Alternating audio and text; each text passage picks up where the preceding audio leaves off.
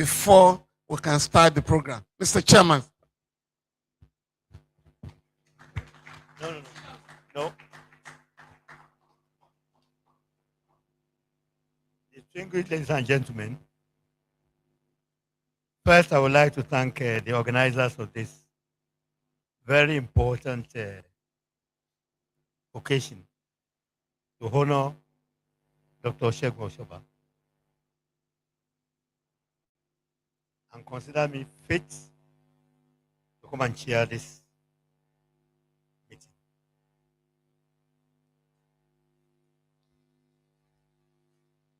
Dr. Osoba is one of the few Nigerians that made it possible for the trade union movement in Nigeria and later in Africa to benefit from the intellectual contribution of people like Dr. Segun Osoba, the late Bala Usman, may their soul rest in peace, the late Professor Badi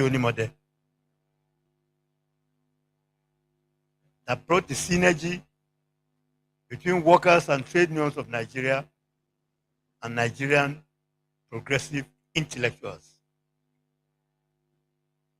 There are intellectuals and there are intellectuals. There are intellectuals who are more IMF than Camdesus. And there are intellectuals that actually work for and plead for the cause of the ordinary people of this country. If the trade union movement in Nigeria today have intellectuals in their ranks as presidents, as general secretaries, and other elected officers, is thanks to people like Dr. Segun Osoba.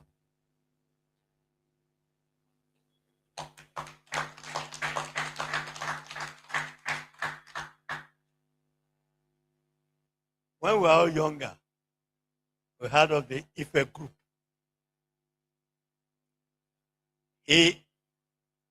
Dr. Segun Osoba, is the pillar of the Ife group.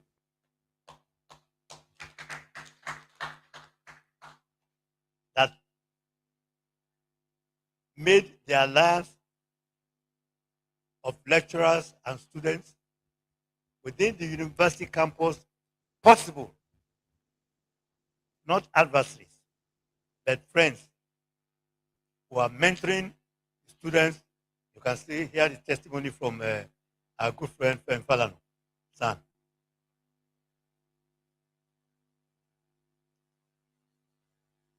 It was therefore the reason why I was contacted that I should come here to chair this important occasion.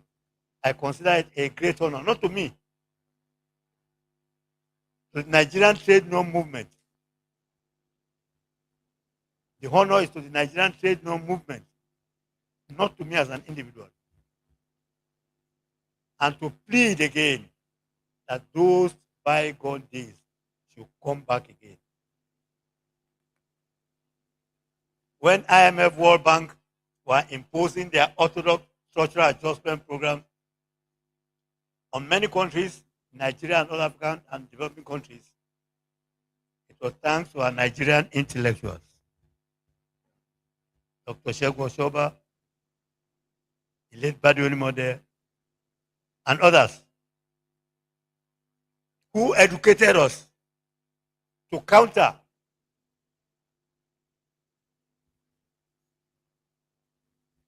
the orthodox structural adjustment programs of the IMF and the World Bank that wanted to enslave not only our economies, but also ourselves and our countries, developed countries for that matter, to be economic slaves of the West.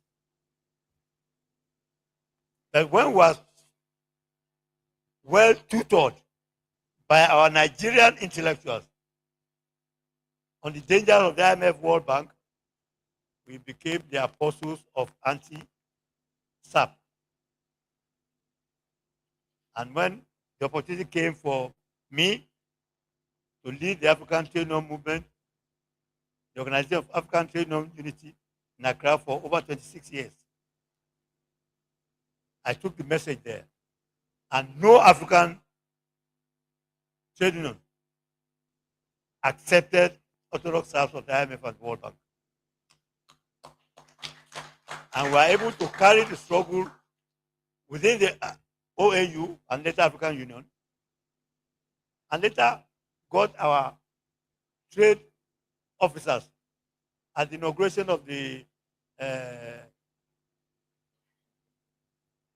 World Trade Organization in Singapore to reject those slave clauses that would have made us perpetually poor in spite of our wealth. So I'm happy, I'm grateful to the organizers for honoring me, to ask me to chair this. I have come here to make testimony to what intellectuals like Dr. Segun Osoba has brought to Nigerian people, to Nigerian trade unions, to Nigerian workers. And we pray that he lives long, in good health, to carry on the struggle along with those of us that are still alive. Thank you very much. Thank you, Mr. Chairman.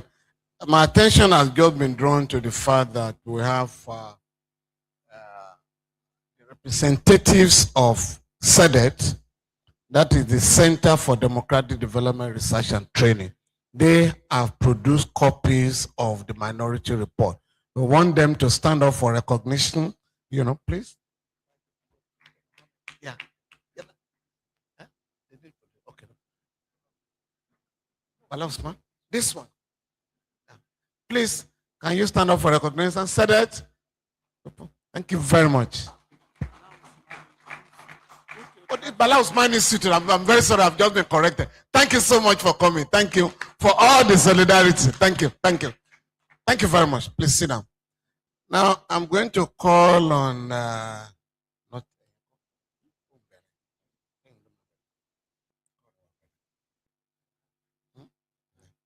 we're going to call on our friend from the University of Sierra Leone, Ibrahim Amdallah.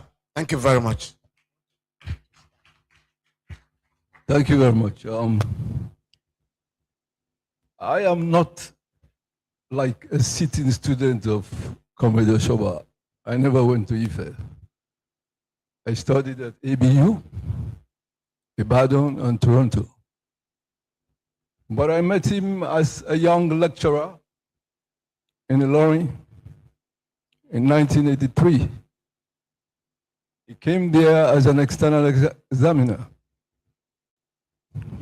Once he finished his external examinership, there was an ASUU meeting. So he stayed in Ilorin for about 2.5 weeks. That's how we became friends. And after that meeting, he was trooping into Zaria. I was going to Kanu, and I asked him, "Comrade, can you ride me?" He said, "Sure." That's how we became friends. This was in '83. So our friendship is actually about 43 years.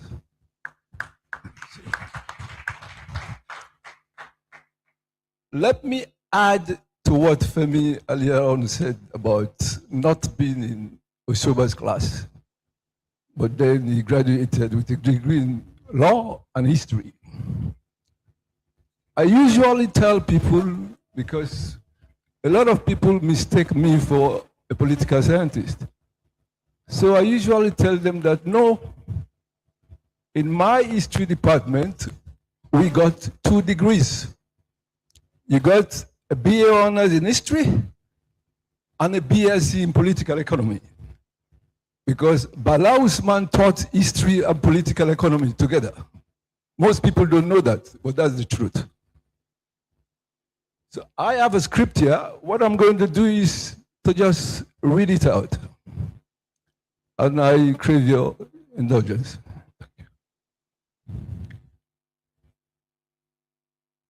There are lives that pass through a society quietly, and there are lives that compel a society to examine the foundations on which it stands. Dr. Osoba belonged to the latter tradition. He was not merely a historian of Nigeria, he was a historian for Nigeria. He did not approach the past as a museum of dead events, nor did he teach history as a procession of rulers, administrators, wars, treaties, and constitutional landmarks. He taught history as struggle, the struggle of laboring people to live with dignity, those whom Russians reference as the Rabochi class, the struggle of the colonized people to reclaim sovereignty, the struggle of Africa to free itself from the structures of imperialism, and the struggle of ordinary men and women to become makers of their own history. To remember Comrade Osoba is therefore to remember a scholar who refused innocence. He understood that knowledge is always situated and that the archive itself is shaped by power.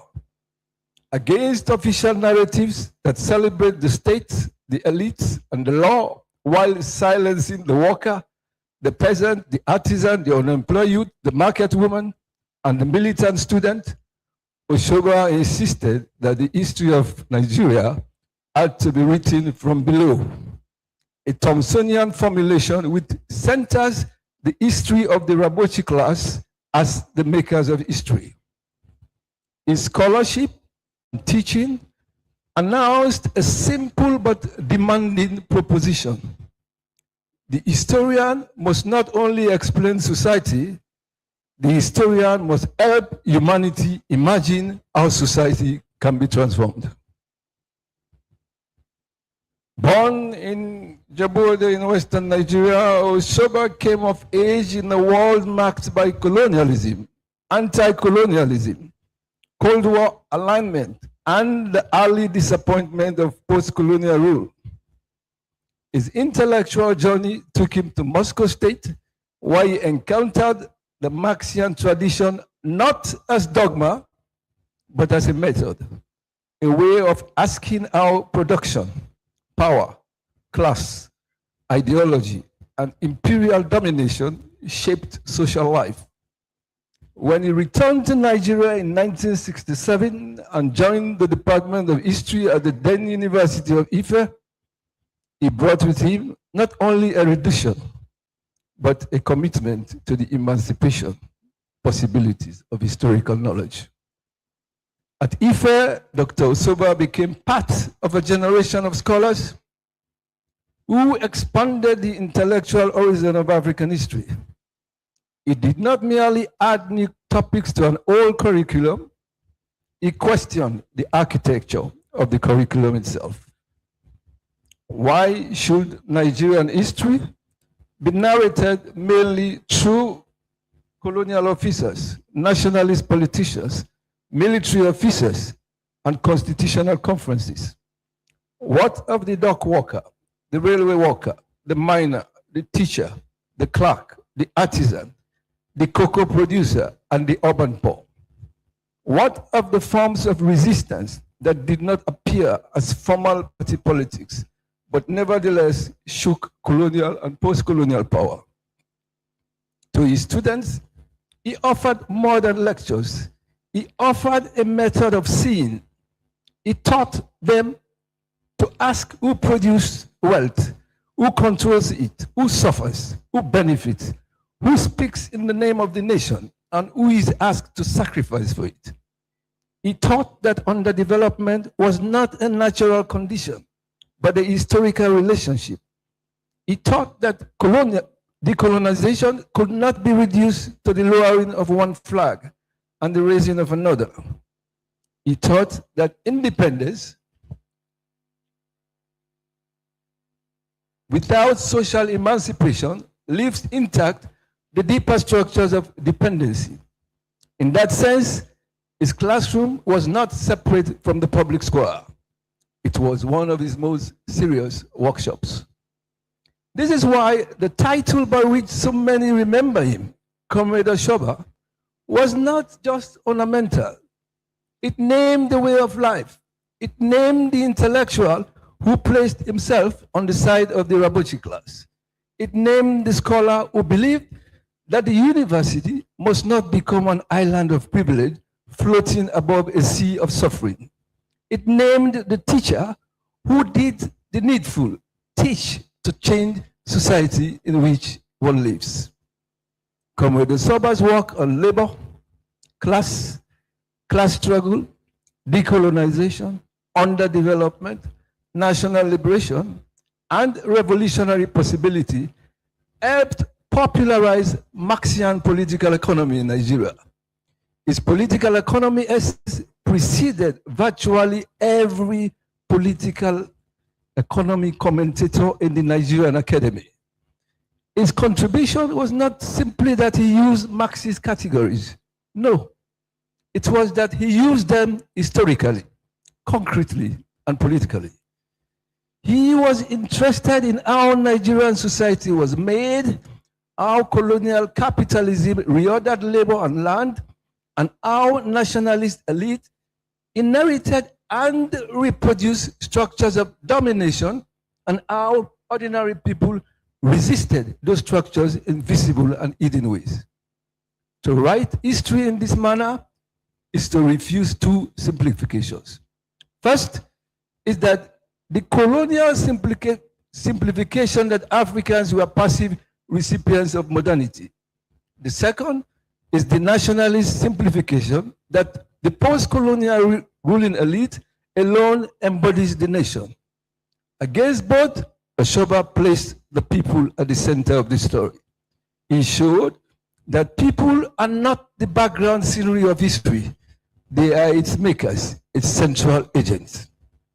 One of the most enduring moments in Osoba's public life came in the constitutional debates of the late 1970s. Together with Dr. Bala Usman, another radical historian of formidable courage, he broke with the dominant consensus of constitution making and helped articulate a working people's constitutional alternative. This was not a technical quibble over legal wording. It was a profound political intervention.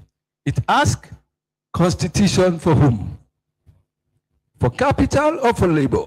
For empire or for liberation? For the few who govern or for the many who produce? Up till today, Nigerians have not pondered why it was that two proletarian historians decided to unmake a bourgeois charade at constitution making by opting out of what passed up into history as quote-unquote minority report. If truth be told, what came out of the CDC palaver was, in my view, the majority report, concretely reflecting the aspirations of the working class. The majority vision, not minority vision, stood apart because it understood that a constitution is never neutral. A constitution either protects property against people or protects people against the tyranny of property. It either secures the freedom of capital or deepens the freedom of citizens. It either masks class power in the language of national unity or confronts inequality as the central problem in the republic. Comrade Osoba and Usman insisted that the Nigerian constitutional question could not be resolved by elite bargaining. It had to be answered from the standpoint of the majority: workers, peasants, women, youth, and all exploited classes. The working people's constitutional imagination was pro-people because it took social rights seriously. It was anti-imperialist because it recognized that formal sovereignty could be hollowed out by external domination and dependent development. It was democratic because it refused to reduce democracy to periodic elections among elite factions. It was radical because it joined political freedom to material justice. In this, Osoba and Usman offered Nigeria a vision that remains painfully relevant. There can be no genuine republic where the majority are excluded from the conditions of a dignified life. The greatness of Dr. Osoba lay not in what he wrote, but in what he made possible. He helped make possible a Nigerian historical imagination that could take workers seriously. He helped make possible a social science that recognized imperialism, dependency, and class power as living realities rather than abstract concepts. He helped make possible a university culture in which students could see scholarship as a calling to public responsibility. He helped make possible a language of critique that connected Nigeria's local crisis to Africa's continental condition and to the world capitalist system. His scholarship did not flatter power. It did not worship presidents, generals, or constitutional engineers. It did not confuse development with the enrichment of a comprador class. It did not mistake the rhetoric of national building for the substance of popular democracy. He understood that a nation is not built by asking the poor to be patient while the powerful feast. A nation is a nation is built when the people who labor are given the power to shape the conditions of life, production, distribution, culture, and political authority. This was the humanist core of his Marxism. For Osoba, Marxism was not a cold vocabulary of categories. It was a moral and analytical commitment to human emancipation. It was a refusal to accept hunger as destiny, exploitation as efficiency, imperial domination as partnership, or elite rule as democracy. It was a belief that ordinary people, through organization and consciousness, can create a more just society. Comrade Osoba belonged to a distinguished African tradition of scholar activists who took seriously the relationship between knowledge and liberation. This tradition includes those who wrote against colonial anthropology, those who recovered African historical agency, those who exposed underdevelopment as a product of exploitation, those who built labor history from the bottom up, those who linked gender, youth, class, culture, and political economy, and those who treated African universities as sites of struggle rather than factories of credentialism. In that tradition, the historian is not a court praiser. The historian is a witness, critic, teacher, organizer, and custodian of the people's memory. The historian remembers what power once forgotten: the strike, the betrayal, the peasant war, the massacre, the insurgent pamphlet, the prison letter, the unpaid wage, the broken promise of independence, the revolutionary possibility that was defeated but not extinguished. Osoba's work carried that memory forward. He helped make the Nigerian past available to those still fighting for a different Nigerian future. That is why his passing is not simply that of an individual scholar. It is a moment of reckoning for the university, for labor, for the left, and for all who claim to care about Nigeria and Africa. What does it mean to teach in a time of mass poverty? What does it mean to research in a society organized by inequality? What does it mean to write history when the people who struggle, we study, are still struggling? What does it mean to honor a comrade if we do not continue the work. The best tribute to Comrade Osoba is not silence, ceremony, or nostalgia alone. It is continuation. It is to return to the archive with sharper questions. It is to return to the classroom with greater courage. It is to return to labor history with the worker, the artisan, the peasant, the unemployed youth, and the urban poor at the center. It is to return to constitutional politics with insistence that social justice is not an appendix to democracy, but its foundation. It is to return to Pan-Africanism without sentimentality, recognizing that Africa's liberation requires both anti-imperialist clarity and internal democratic transformation. To honor Osoba is to teach against resignation. It is to remind students that the world they inherit was made by human beings and can therefore be remade by human beings. It is to insist that the poor are not problems to be managed, but citizens and producers whose claims define the moral worth of society. It is to defend the university as a place where truth can still confront power. It is to build bridges between scholarship and movement, between intellectual labor and popular struggle, between memory and emancipation. Comrade Osoba has departed, but the questions he asked remain alive. They stand before Nigeria with undiminished force. What kind of independence leaves the majority impoverished? What kind of democracy excludes working people from real power? What kind of development deepens dependency? What kind of history forgets those who made the nation possible? And what kind of scholar sees injustice clearly and chooses silence? We mourn Dr. Osoba as a teacher, historian, humanist, Marxist, patriot, Pan-Africanist, and comrade. We mourn him as one of those real intellectuals who understood that clarity is a form of courage. We mourn him as a scholar who did not separate the life of the mind from the fate of the people. We mourn him as a son of Africa who gave his gifts to the struggle for a society beyond exploitation, dependency, and domination. We salute him as one who lived with purpose.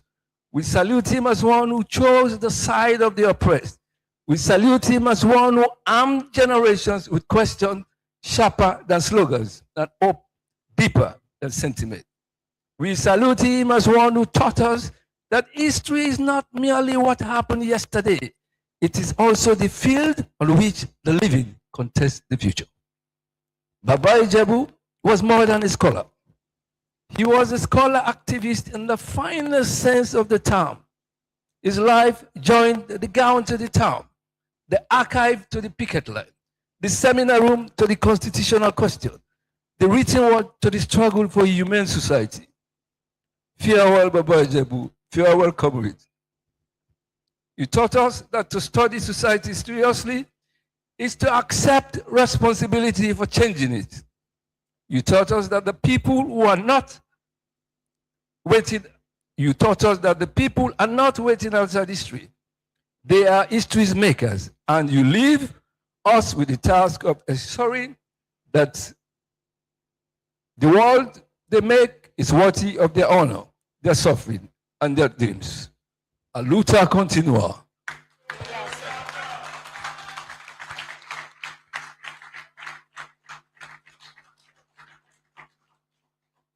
Please, can we give Comrade Ibrahim Abdallah another round of applause, please?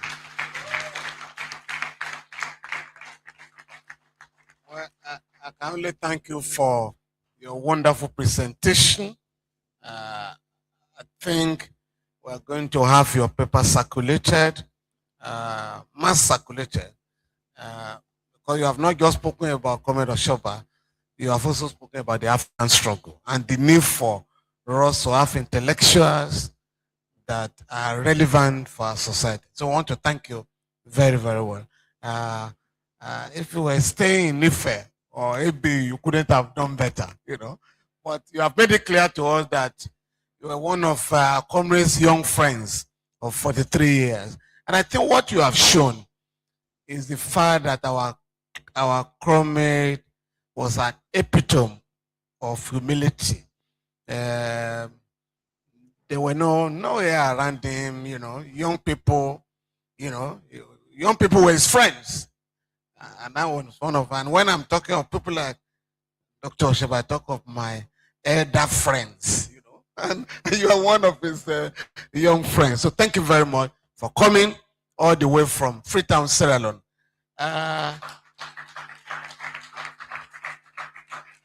While you were making your presentation, I did introduce somebody earlier in advance that you will be required to give some kind of personal testimony because he and Dr. Segun Osoba were the leaders or our leaders in Ife. And Comrades Simone, the chairman, mentioned the Ife Socialist Collective. I'm privileged, humble, to introduce to the audience Professor Omotoye Olorode.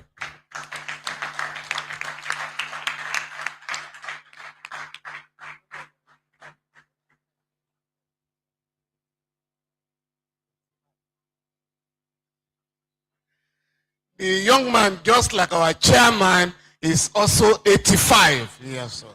The young man, 85. You're welcome, sir. Before we switch, yeah, I understand you are the youth leader of the struggle. Before I will switch to Comrades Online, I'm going to call on the representative of the ASUU president, Kome Pinua, former ASUU president, who is standing proxy for him, Professor Biodun Oguyemi. Thank you very much. Thank you, Comrade San. Distinguished comrades in the House, our guests, you are especially welcome. The President of ASUU sends his warm greetings. He has shared his condolences on behalf of the Union much earlier, and he regrets that he cannot be physically present. Well, I was just told to represent him this morning. He thought he would be able to make it, even though I plan to be here in my own capacity. We are celebrating one of our ideological fathers. We are celebrating the life of one of our trailblazers, the iconic leader in the leftist movement, and a great source of inspiration to our struggles in ASUU. The president of ASUU expresses much appreciation to the family of our late comrade Segun Osoba for his impactful contributions to the establishment of ASUU, the nurturing of ASUU, and the tremendous progress the union has made over the years. We became ASUU in 1978, and to date, we pay due homage to those who founded our union, who nurtured the growth of our union and who remained and still are remaining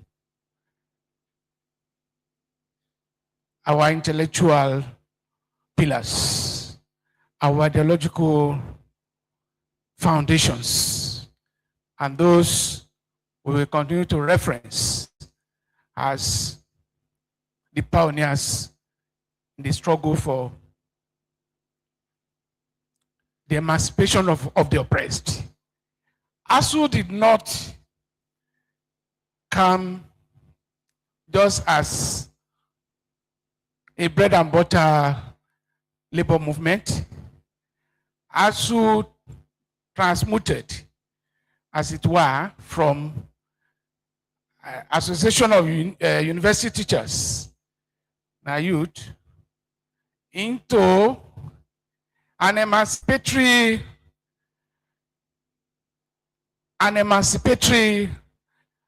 labor movement group born out of what we thought universities should be doing.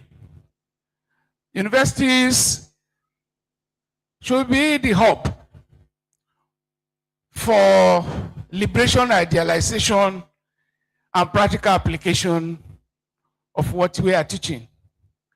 So in other words, it's supposed to be the incubation center for those who will change the status quo that oppresses the majority of our people, that reduces their access to good things of life, their access to quality education, their access to quality housing, access to quality health care. And that is why sometimes, in the course of nurturing ASUU, those who they called our sponsors then, our Comrades Segun Osoba, Toyo Olorede, Dipo Fashino, Idowa Okpetu, Comrade Laoni, and many others in our campuses, including Esco Toyo, Edwin Madunago, they were labeled as those who are teaching what they were not paid to teach. So if anybody did that very well, I think Comrade Segun Osoba deserves a medal. Of course, what they were calling teaching what they were not paid to teach were precepts and, of course, practical steps towards changing the existing order. To date, we are still battling with that order. Nevertheless, I think anybody in the last 40 years or so that has monitored the progressive engagements that we have seen on our campuses, and of course the engagement of successive governments, beginning with the military dictators, who actually acknowledge that the Segun Osobas of this world, they have given us tools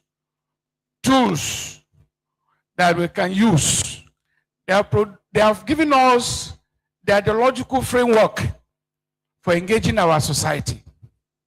And that, in essence, will remain one of the major legacies that Comrade Segun Osoba is leaving behind. Today, we remain firmly committed, even when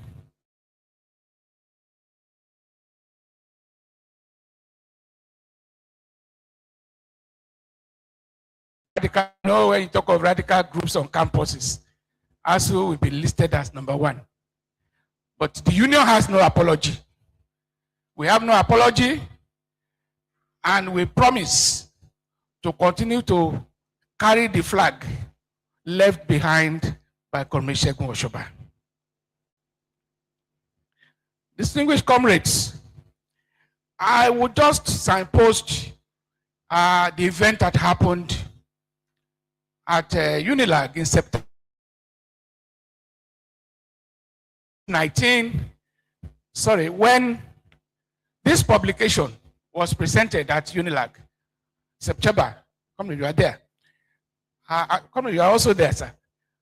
That, I would say, was perhaps the last major event where I saw Comrade Segun Osoba actually reading his speech, of course, guided. And we were really enthused. We were really happy, delighted to see him still vibrant. He was vibrant. He was able to engage the society, and he brought out the key elements of this work. How he and Bala Usman went about to leave this legacy publication about the direction Nigeria should be going. The three elements they brought, if I can recall vividly, this debate about settlers and indigenes, what we call in Nigeria as national versus state citizenship. We are still battling with it. And when you look at what is going on now, it is still a reflection of that story of who are settlers, who are indigenes. And we continue to have crisis and chaos arising from lack of understanding of how to, what concept Nigerian state should adopt. And they have said that they reject this dichotomy between settlers and indigenes. And we in ASUU, we identify with that position. A citizen is a citizen. However, our rulers, they are exploiting such concepts for all their own benefits. When it pleases them, they whip up ethnic sentiments. When it pleases them, they use the religious weapon just to achieve their goal. The second major issue which they raise, and that is of much interest to our comrade son. He has always been talking about it. Justiciability. Justiciability, I think section 2 of the Constitution. Chapter 2, pardon me. Chapter 2 of the Constitution. And that is where we have the fundamental objectives and directive principles of the state. When you have a constitution where you are saying there will be free education only when, as at when due, or when applicable, when affordable, or whatever they call it. When practicable, yes, that's the word. When practicable. When will it ever be practicable if nobody asks for it? So Nigerians should understand where ASUU is coming from, for instance. When we say, like what they are doing now, they are giving grants to students. They are giving loans. ASUU insists that what they call loan should be grants. Because you have just transferred the burden from parents to students. Students who will leave university 5-10 years, they may not get, yes, good job. There's underemployment all over the place. A graduate doing the work of a school, primary school or secondary school leaver, and you want that person to be paying back the loan. You said the loan will be interest-free for the first 2 years. What happens after that? So, comrades, we are still engaging this process.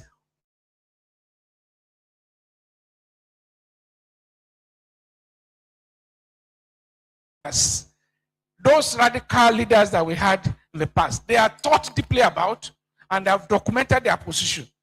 If Nigeria had adopted this minority report, for instance, I think our constitution will have been much more acceptable than what we have now. But because they do not want to commit themselves to anything that is pro-poor, their interest is in themselves. And what they are interested in is how they can replace themselves. They reduce opportunity for education, access to quality health care, access to good housing, access to social infrastructure like roads and so on. And in the process, poverty will continue to gain much ground in the country. The other issue, the third leg of what I will bring out from this publication, as presented by Comrades Segun Osoba himself at UNILAG that day, was about wealth distribution. Wealth distribution. Today we continue to fight over resource control. The best way to distribute wealth is to make life affordable to the masses. But when they do that, you see, the large chunk of our resources, which they divert into security votes, we get huge security votes without security. Or do we have the security now? There is no governor who does not have a security vote. 500 million every month. Some even get as much as close to 1 billion. Yet, we don't have security. And people are saying that the best antidote to insecurity is welfare. If people are empowered, if people are literate, if people are knowledgeable sufficiently, they will know how to distinguish good from bad. They will not be weapons in the hands of those who recruit them for these sinister intentions. So, comrades, what we see in what our comrade Segun Osoba and other leaders of thought have given us is that, just like we say about Karl Marx, that historians have interpreted the world. What is now left is what? How to change it. They are telling us that what we need to do is how to change it.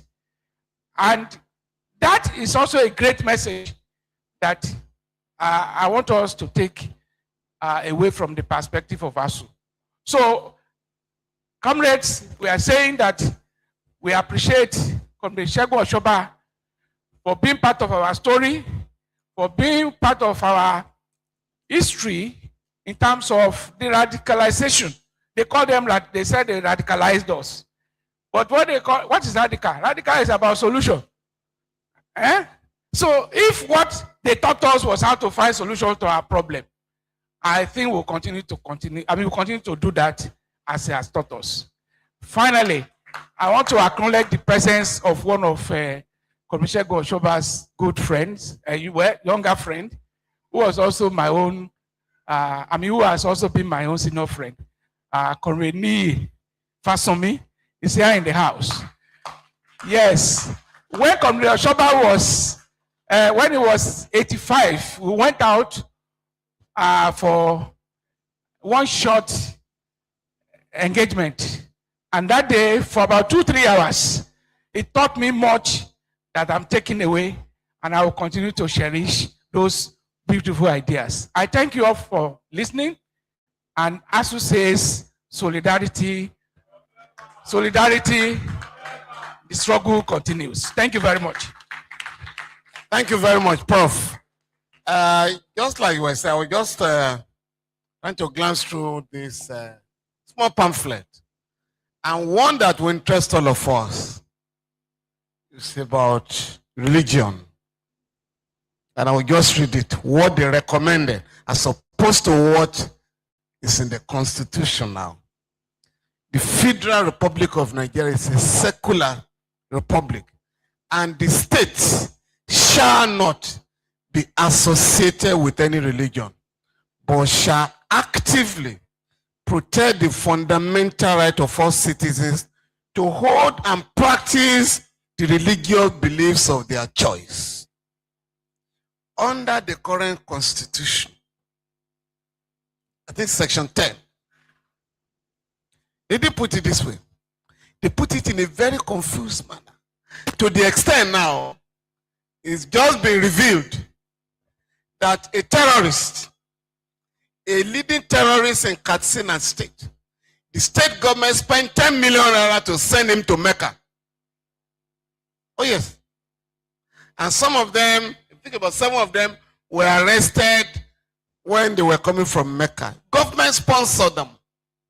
You're also aware that yearly, the government of Nigeria sponsor pilgrims to Mecca and Jerusalem. It's not in the Holy Bible that anybody should go to anywhere.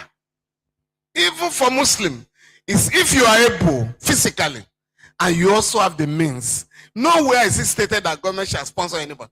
But that's what they do now to confuse our people. In fact, traditional people now are now asking that they want to go to Brazil or somewhere too. Or Cuba. Yes, now. Because you are going to get Esther code. 1 year, the Bala Tinubu regime spent 90 billion naira for pilgrimage. And at that time, many of our children, are on the street. They can't go to school. The other one that you just mentioned is about security. This is no longer hidden. I think it's even in Wikipedia or something. The governor of Lagos collects 1.4 billion a month security vote. Or your state is 1 billion. So it's not just a few hundred. And this is not accounted for. Yet we have insecurity all over the place. And what we must remember Dr. Osoba, Dr. Bala, Usman, and all of them for is the need for us to hold the government accountable. Once we have this information, they have even shot themselves in the foot now. They have a law now. They call it Freedom of Information Act. Please, ask questions from any government in our country. Before, every month, we used to know what the federal government, state governments, and local governments were taking from Abuja. In fact, they were being published monthly. But the Governors Forum, Nigerian Governors Forum, put money together and they went to the office of the Accountant General of the Federation. Please, don't publish again. You are inciting people against us. But sir, we are going back there. We have got access to the information. Every month, we are going to publish what state government, local governments, all of them take. There's one state that I know. I think it's number 35 on the ladder every month.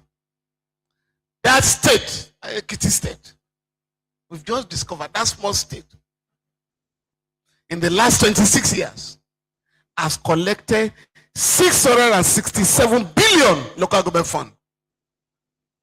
But when you go to any of the local government, there's no drainage. Now, flooding is all over the place. So that small state, the state government and the local government has collected 1.8 trillion from Abuja. I'm not talking of rivers. I'm not talking of Bayelsa or Delta. So that when anybody tells you Nigeria is poor, tell them our country is not poor, but the money is just stolen. We're even in a situation now where an agency that's not created by law, Prof, find its way into the budget of Nigeria. You haven't read about it? As an account in the central bank, operates in the federal secretariat. The president signed a bill, Appropriation Act. It was passed. We are now being told that the fellow behind this is a con man. Then the country is conned by those who are in power. Prof, Please, it's your turn. But I won't speak their language. They say, Miloko, it's your turn, sir. Thank you so much, Comrade Femi Falano, for coming. Comrade Asan Sumonu, Alaja Sumon. Oh, okay. Sorry. Thank you so much for coming. We are very sorry that we are late. Comrade Dr. Osoba told us that if there is anything we need to do when it's no more, we should first do it before going to funerals. So we are coming from Akungba actually. We left Akungba this morning. We were there yesterday for a very important ASUU business. Akungba is in Ondo State. So that's why we are late. We apologize for coming late. We could not even be here yesterday, but we know our people were here from across the country. I also want to thank the Osoba for Eternity WhatsApp group, which we set up immediately after the transition of Comrade Dr. Segun Osoba, who is my teacher, my colleague, my brother, my mentor, and my friend, my very good friend. In fact, the last time I saw him, I wasn't sure. It was April 30, May 1. Myself and somebody in a lower generation of his students, we came from Ogbomoso to Ijebu-Ode, and we stayed overnight and left on May 1. Comrade Dr. Osoba passed on May 17, or May 14. I would have been really, I would have felt terrible if I didn't see him as we saw him. So we thank God that at least we saw him towards the end. The theme of this symposium is the historian as public intellectual. Segun Osoba, radical historiography, and the struggle on the side of the common people. And that for me means common people in the world, not just in Nigeria. Because everything that is happening in the world is also happening more or less in our country. It's affecting our country today. And on at least 3 occasions since about 1992, we have had occasion to reflect on the life and times of Comrade Segun Osoba and what he taught us. Apart from understanding what he taught us about social and economic history, we reflect on his political practice, his actual active involvement in the struggles of our people, including on the streets with us. And within this period, major public policy shifts have occurred as a prelude to the current total takeover of Nigeria by imperialism. There is no year, including this year, that the World Bank does not come to Nigeria every February to come and coach our leaders how to run Nigeria. They call it Article 14 meeting of the World Bank every year, February. So we are not independent. We are not an independent country. Kwame Nkrumah referred to this as neo-colonialism, where the former colonial masters have a lot of power, but they have no responsibility at all. That is the way Kwame Nkrumah described the situation. In those years, our people have confronted the situation across the board at every level, particularly Nigerians working people. Because, as Comrade Falano has said, the major preoccupation of the Nigerian ruling class is private wealth accumulation. There is a part of it, the major part of it is called primitive accumulation. Stealing directly from public treasury is the major form of primitive accumulation. And it is the major preoccupation of the Nigerian ruling class.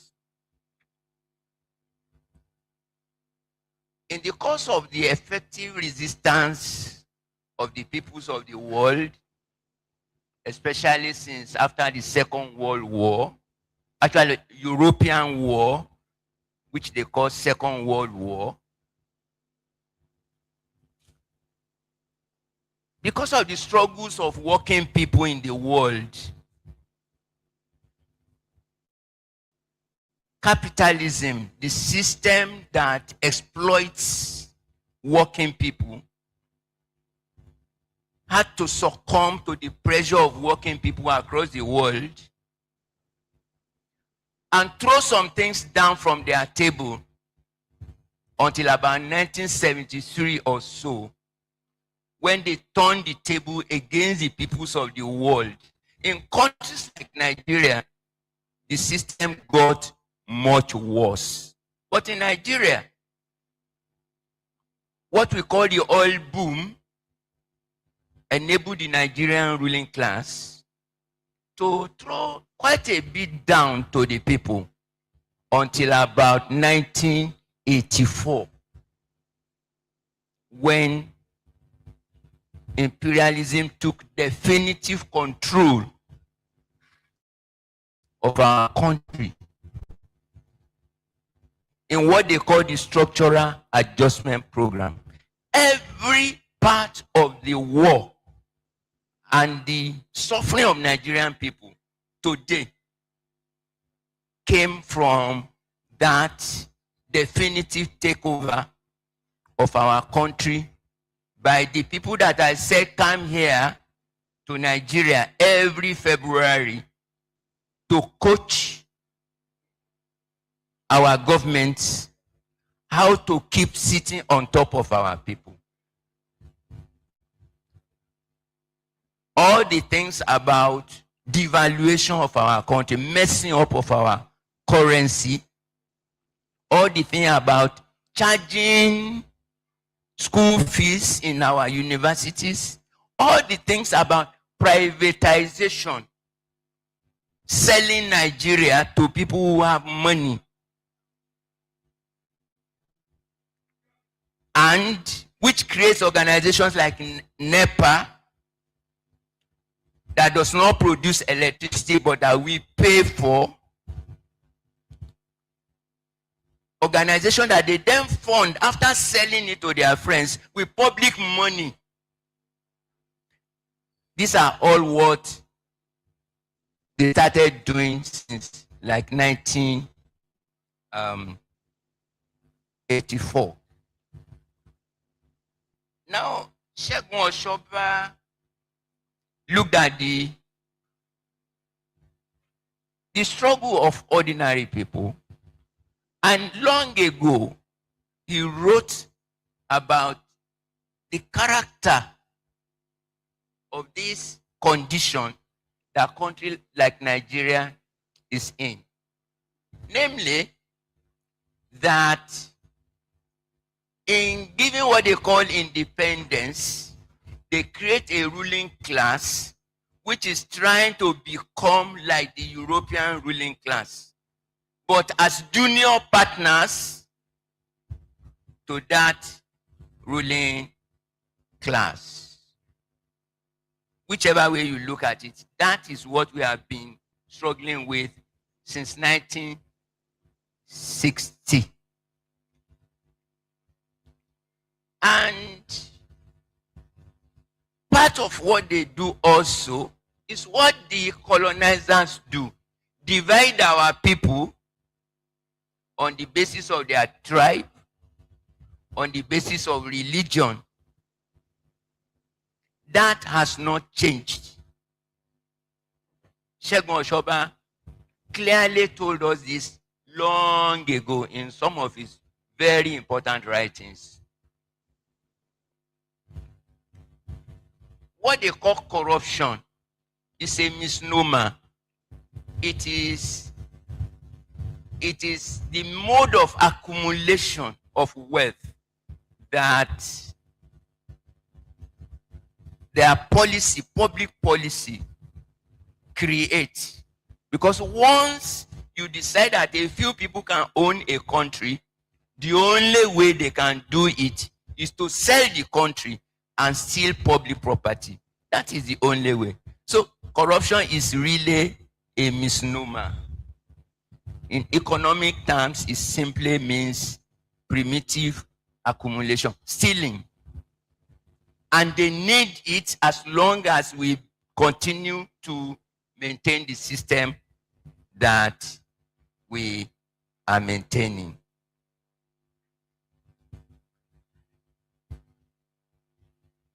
I would have loved to give a long testimony about my encounter with Comrade Dr. Osoba. But let me also say this, that Comrade Osoba also looked at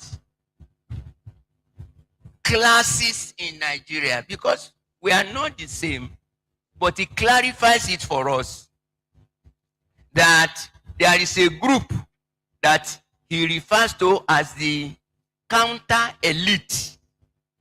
The counter elite are the people who are opposed generally to what is going on. But he also told us that this counter elite has different, it's a very variegated elite. Many of them simply want to join. They want to join the gravy trail. That is why they are in the opposition. That is the large majority of the people produced by British education. People who simply want to join the gravy trail. But there are people in this class, the middle class, who side with the people who burn their class boots, in spite of the fact that they have access to a lot of privilege. That is the kind of group that Comrade Dr. Segun Osoba epitomizes.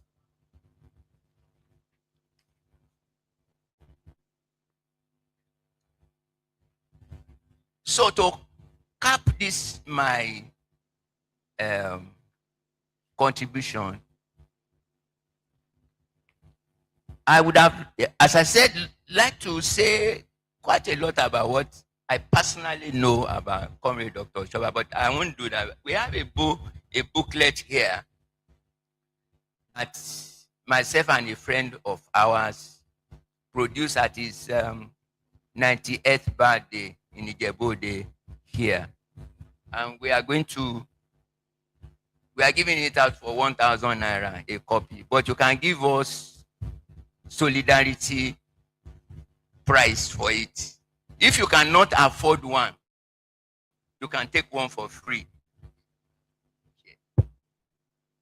And what I want to conclude with is this.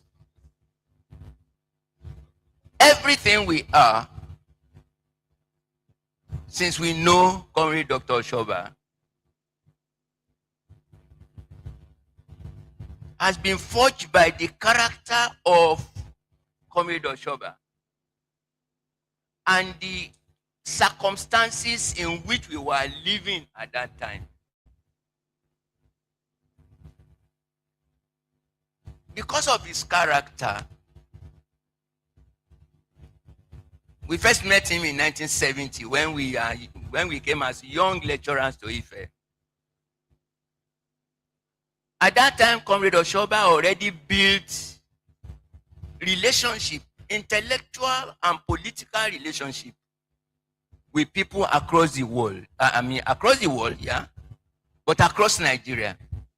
He was already involved with Nigeria labor movement. He knew very important people like Michael Imudu, labor leader #1. He already knew people like Wahab Goodluck.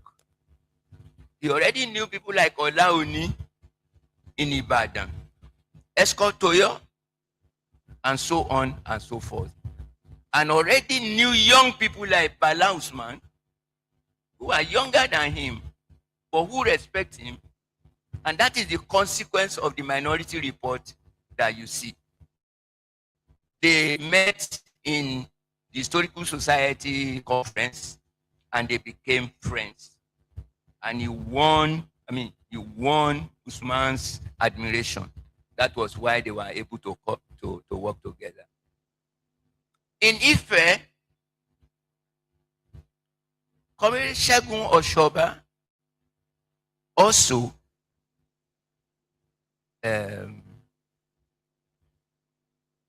met a whole lot of people. Very courageous person. Some people say it's an iconoclast. He's not afraid of anybody because he's pursuing the truth. He sits down in his office and writes letters to the Vice Chancellor. Please, I want to talk to you tomorrow. This is the agenda. And no Vice Chancellor can say no. And this agenda is about almost everything in the world. I crave your indulgence to give one, which really just bowled me over. There is a Walter Stewart, who was a lecturer at Nsukka when I was a student there. When we transferred to Ife, Walter Stewart transferred with us to Ife. Very brilliant, he's Caribbean. Somehow, they don't want to promote Walter Stewart to professorship. Segun Osoba then wrote the Vice Chancellor that he wants to see him about. Segun Osoba was a senior lecturer, but he wants to talk to the Vice Chancellor about the promotion of a professor. And he went there. Of course, they didn't promote the guy. But Walter Stewart then applied to be a professor in MIT, Massachusetts Institute of Technology. And it is this senior lecturer who wrote his reference for that job, and he got the job.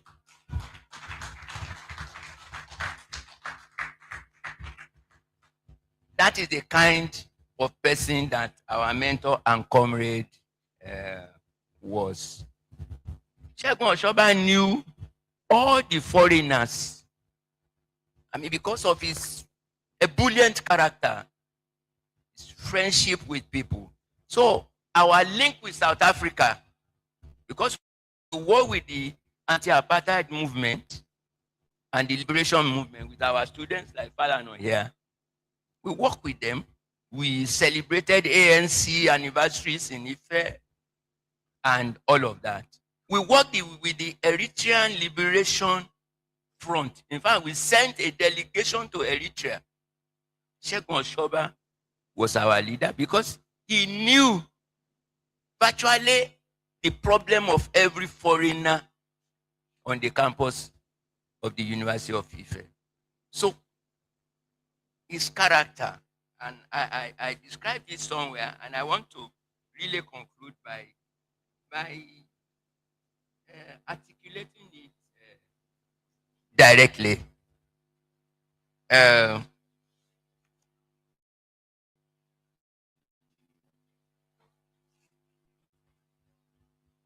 I say, writing this essay about the circumstances of the intervention of Comrade Segun Osoba in the work of our movement has compelled me to continue my contemplation on the individual collective dialectic, the importance of individuals' personality, collective leadership, and leadership recruitment and maintenance in the task of reinventing our movement. Because people here from all over Nigeria, and we have a movement that is insisting that our country has to change, that it cannot go on like this. Segun Osoba and people like Bala Usman, young people like Emma Ezeazu, Bamidele Aturu, people like Chima Ubani, they represent that tendency in our country. And we say that our tentative perspective on this is that we have so much to learn from exemplars like Dr. Olusegun Osoba, and so much to teach by being exemplary towards prioritizing and enlarging our collective commitment. Thank you very much.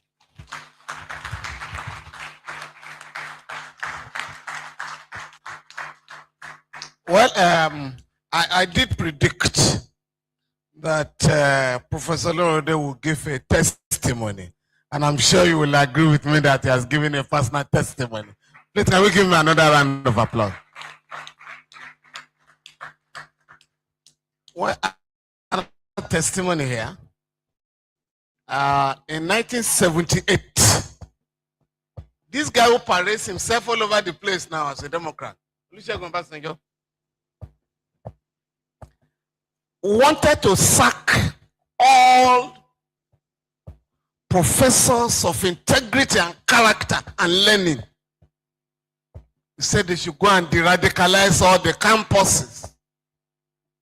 Of course, in Lagos, as you are aware, Professor Ada Ijai's offense, the Vice Chancellor, was that he led the university to bury a student that was killed in Ibadan. Olaoni and others kicked out. So when this judicial panel got to Ife, and because of what Dr. Osoba and others have built that university to be, the chairman of the panel, one Justice Usman Mohammed, after the Vice Chancellor had given evidence, Ojetunji Aboyade, Professor Ojetunji, and the government was already aware, and they called it then a fortress of intellectuals, a fortress that had to be combated by the federal government. So when the Vice Chancellor gave his evidence, I said, the judge asked him, Mr. Vice Chancellor, in all this your evidence, you haven't mentioned the name of any lecturer. You mean there is no lecturer here that incites students? The Vice Chancellor said, my Lord, sir, do you mean lecturers that are influencing students? The judge didn't know where he was going. He said, yes, yes. Well, I teach. What we do here on campus is a competition of influences. If the students prefer Marxist lecturer, so be it. If they also prefer what I teach them, so be it. But sir, if you know any lecturer that is not influencing students, let me have his name so that I can take it to council, so that they can sack him. The judge was confused because he had the names of Segun Osoba, Soyinka, Olorode, a long list. And now is their vice chancellor saying none of them is inciting students, but they are influencing students, just like I do myself. At that stage, they just said, okay. By the time they turned in their report to the government, they couldn't recommend anybody to be sacked in Ife. And that was why everybody was surprised. How come they didn't sack anybody in Ife? Even in Calabar, they sacked a professor and his wife.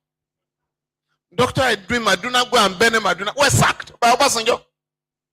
What happened to their children was not his business. Because according to him, my job must be due. That's Obasanjo in my command. He said my job must be due. Now, but that was the kind of attempt by them, by Obasanjo, to remove progressive intellectuals from our university. But it failed. Because by 1981, yes, sir, when one of our lecturers in Ife, Professor Biodunge Yufo, we passed on this year. When he became ASUU president, he ensured, mobilized the intellectuals, mobilized the legal and everybody, that the government had to recall all the students, all the lecturers, they were sacked. And they were all recalled. The other testimony Prof didn't give is that many of us as students were threatened with expulsion. But because we belong to an organization called Alliance of Progressive Students, a young socialist group on campus, and they knew Dr. Osoba and others were our advisors. So they dare not touch us. We were threatened, but they didn't move to get us out of the campuses. So here, sir, we are, just like you have done, we are paying our glowing tribute to Dr. Osoba, Professor Lorode and others who allowed us to graduate successfully. But I think because I have one of my friends here who miraculously are now become a lawyer, I think she battled, Comrade, 14 years, 15 years. That lady, Comrade Rashida Additional, spent 15 years battling to become a lawyer in Nigeria. University of Ilorin, they expel her. And she fought from the High Court to the Supreme. You know how long it takes her. At the end of the day, the Supreme Court said the university was wrong to have expelled her. But you know, 15 years. And I think they even penalized the university that thou shalt pay 7 million naira damages for your recklessness. That was what people like Osoba already are not. They made it impossible in Ife.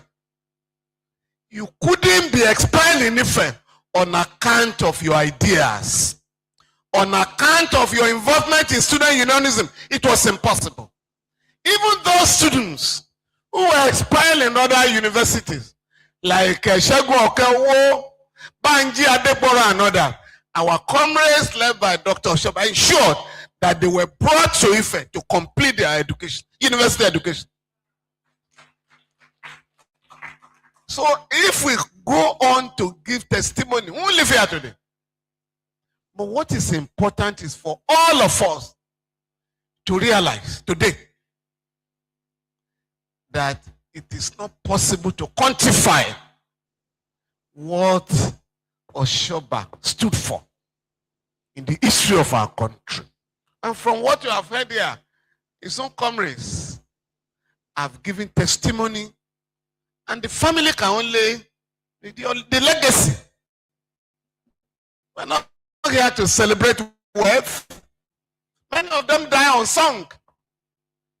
Those who are rich, many of them die unsung. But we are here to, we gather to celebrate ideas. We're here to celebrate consistency and integrity. And for the children, for the family. There's no way you can buy this. You go around now, people, when you say you're Osoba, they say, which Osoba? I want to know the genuine Osoba. Are you which Osoba? And when you say, I'm the son of that lecturer in Ife, Dr. Segun Osoba, then the door will open for you.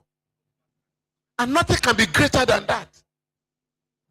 To be recognized, not for money, but for your ideas, for what you stand for. Dr. Bala Usman died much younger. But up to tomorrow, all over Africa, when you are talking of Department of History, ABU, I think it's FAS, Faculty of Arts and Science. Those were the people that made it tick. You come to Ife. Dr. Osoba was in history. In every symposium, whether it was science, technology, or whatever, he was there at home. And so students were wondering, where department is this? The thing is history. But when you are discussing science or the development of Africa, political economy was at home. So, Prof, thank you very much. There were two of our comrades that wanted to join us online. Where are we now? Well, unfortunately, we don't have, we haven't installed a system. So what do? Because I'm not sure all of us have the link so that we can use our phone to hear their contribution. What do? It's difficult.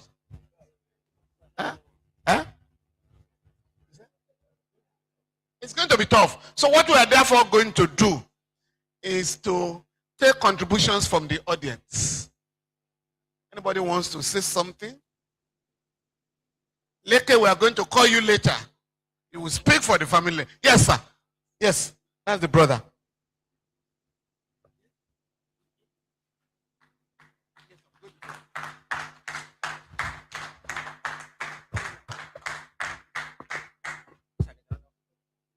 First, I want to thank the Comrades, the ASUU, and the NLC for this great honor being done to my late brother.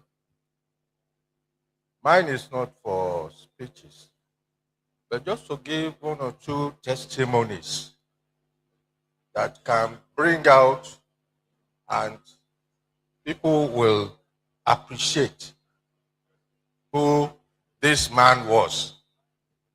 From inside, I know from outside you know even more than we inside know. One, he was a great influencer.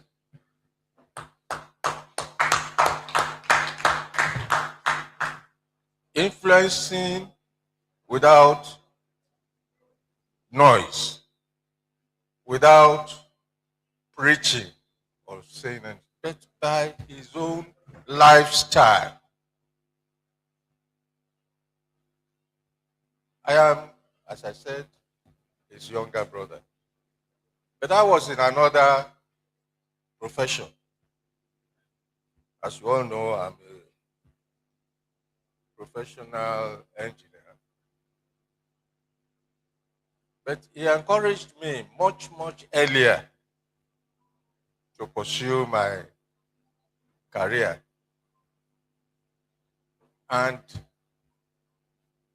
here was my brother. When I finished, of course, I need not say that he was very, concerned, generous, contributed his own quota to my education. That means he has that.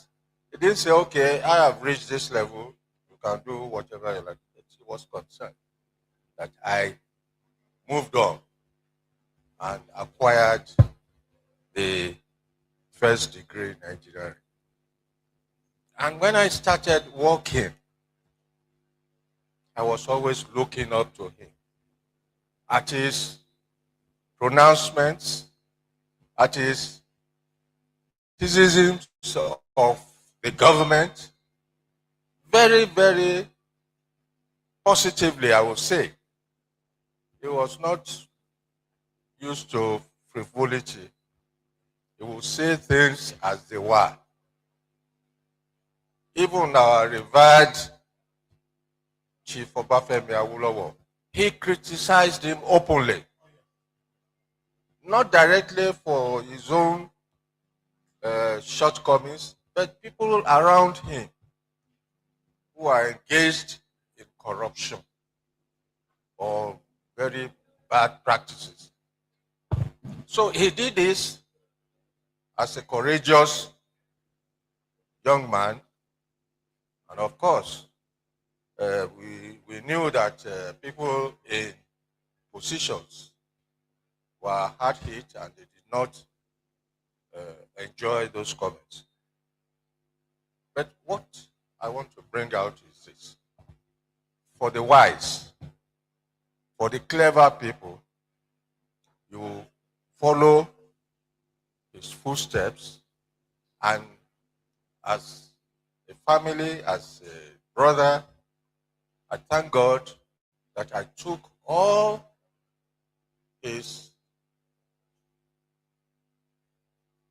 directions, all his teachings to the heart. You know, in Nigeria, one major source of corruption is through construction, through engineering.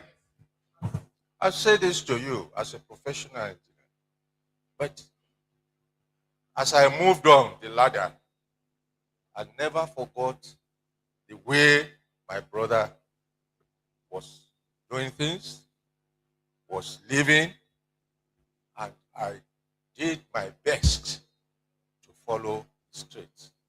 And that's why I could raise my head in this country that this young man then, or even now, is somebody that you can say is not involved in any corrupt practices in this country.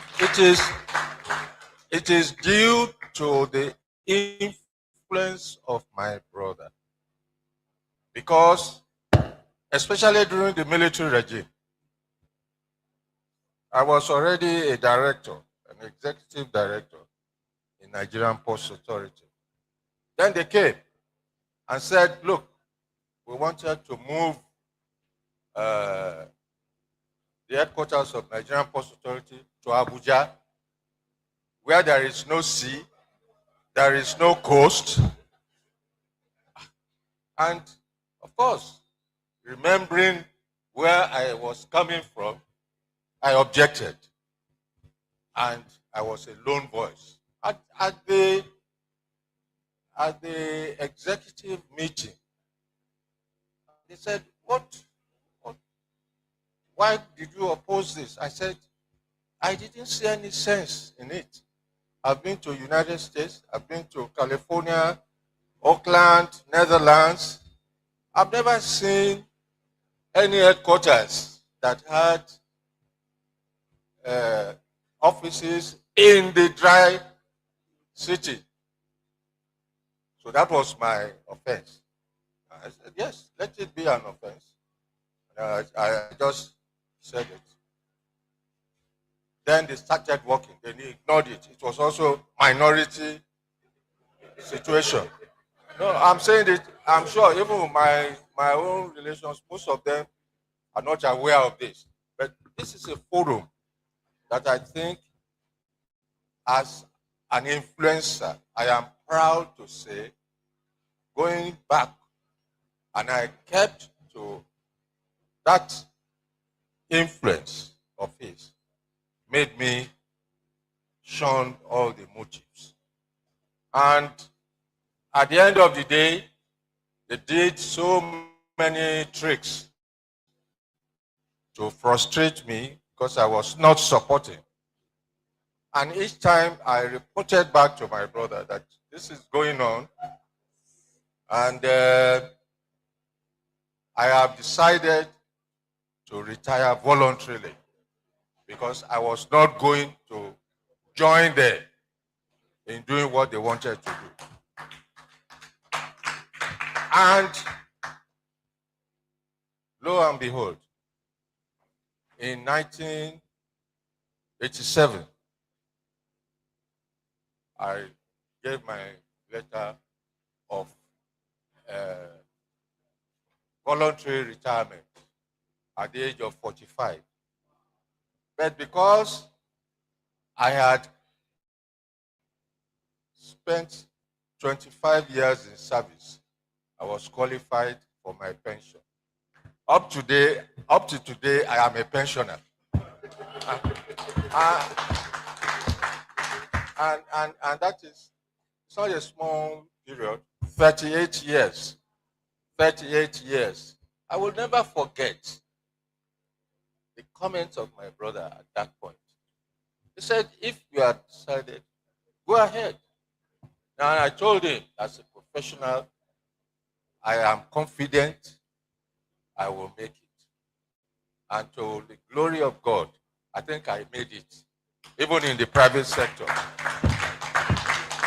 So, internally, I'm saying this, that this great man is not only for struggling for Nigeria, for Africa, through his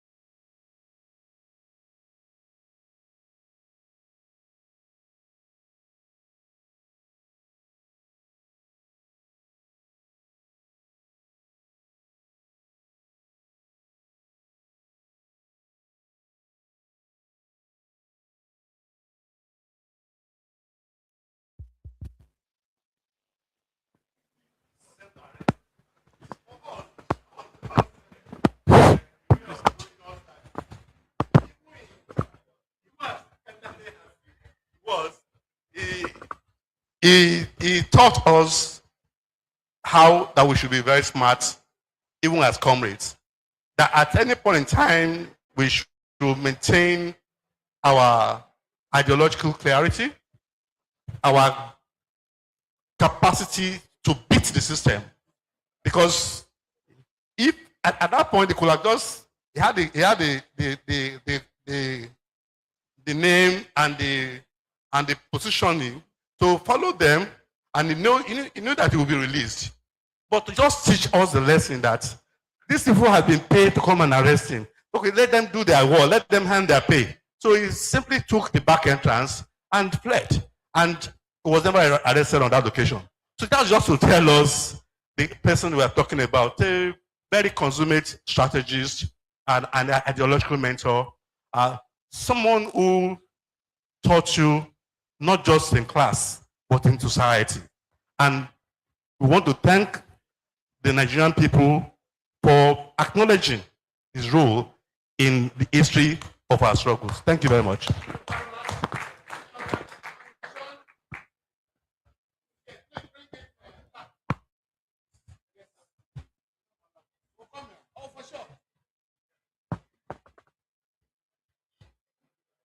Good afternoon, distinguished comrades. I want to assume that every one of us here this afternoon is a comrade. Whether you like it or not, you're a comrade.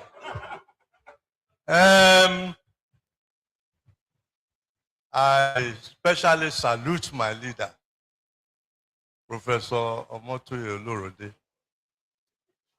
and other dignitaries on the high table.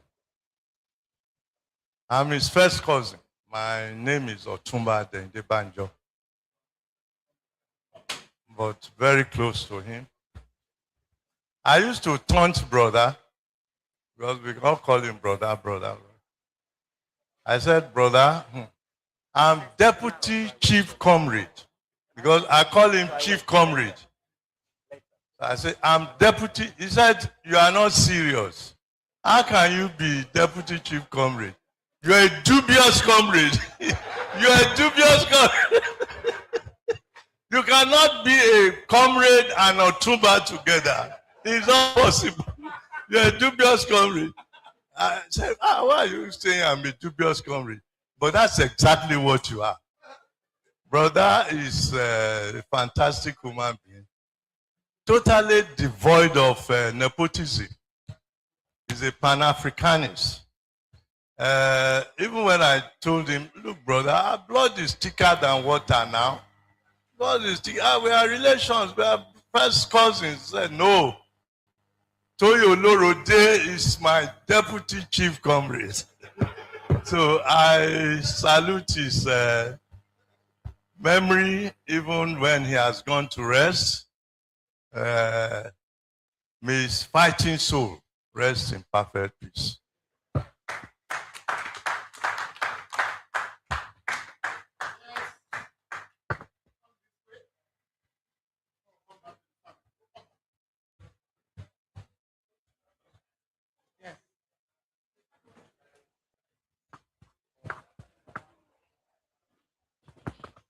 Hello, good afternoon. Comrade Atahiru, please. Yes, I'm Atahiru Usman. Good afternoon, all my fellow comrades. As Otumba said, everyone is a comrade. Engineer comrade, doctor comrade, whatever. Comrade Otumba. Yes. I wanted to just add a few things at a personal level, the human angle to this struggle. I can remember the first time I got to know him, Dr. Segun Osoba, around, I was about 8 years old. 7, 8, around the time they were doing this minority report. He was always coming to our house. They will talk. My father sleeps a bit early. He's not a night person. So he'll go to bed. And Uncle Segun will lie down on the couch. He will be listening to music, Walkman. They'll be talking. Then later on, I started hearing them saying that they are minority. That they are not in the majority. They kept hustling it. So later on, I got to understand that out of all the big men I saw there, that only 2 of them said they don't agree with everyone. I was too young to understand the actual issues around it. But I was wondering, how can two of them say they are against all the others and the government and everyone, and they pushed it through. So it gave me a conviction about not being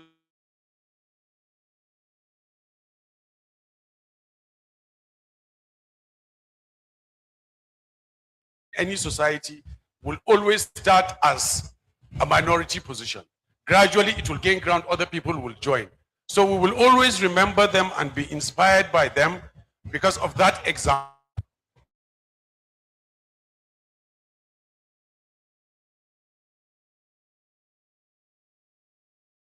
Ideas that seem so far off many years ago, now they are coming gradually together, and people keep saying that, oh, they said it. Oh, if it had been done like this. Oh, all like this. So we pray to God to grant them eternal rest, and we pray for all of us to continue being inspired by their sense of struggle and conviction. Thank you very much, everyone, for finding time to come around. Thank you very much, Comrade. I think Comrade Osoba was the chairman of the Bala Usman Institute, I guess. Yeah, please. Thank you very much for coming. Yes, please. Comrade. Yes, please. Well, not having had the advantage to have gone to Ife, we came into the broader working class movement and only had the opportunity to have met Comrades in the letters of the then magazines, if I'm not mistaken, either the African Guardian or the African Concord. So my first takeoff will be that Osoba continuing existence demands that another task needs to be accomplished beyond the publication of the Minority Report. And that will be compiling all of his series of essays, because the problems that confront us today are not necessarily new. So there will be the need, to have insight to all of his quality insights and written materials to all of the issues that still confront us till this very moment. So I want to plead that there will be the need, for work to begin in that particular area to gather as many of all of his written interventions in all of the various issues that confront us. Of course, the second major task, which is a continuing task, is to see how we can get the band of all of us who are here. And I think like our comrade who has rightly identified that he is not opposed to Comrades, identifies with what Comrades identify with, means that there is still the overall task, to rescue the Nigerian state. And that will require the involvement of all of us around these ideas, that Osoba lived the entirety of his life, teaching, and that task continues to be a work in progress. Conditions are more worse off. It's going to require more greater efforts, but that effort, have to be built on a particular foundation. And I think Comrade Osoba has laid that foundation already. We must be ready to build on top of it, to build a political organization that ultimately will be able to confront the entirety of the ruling elites in the country. Thank you very much. Thank you very much. Your suggestion is well taken. The WhatsApp group that has been set up is already discussing along this line.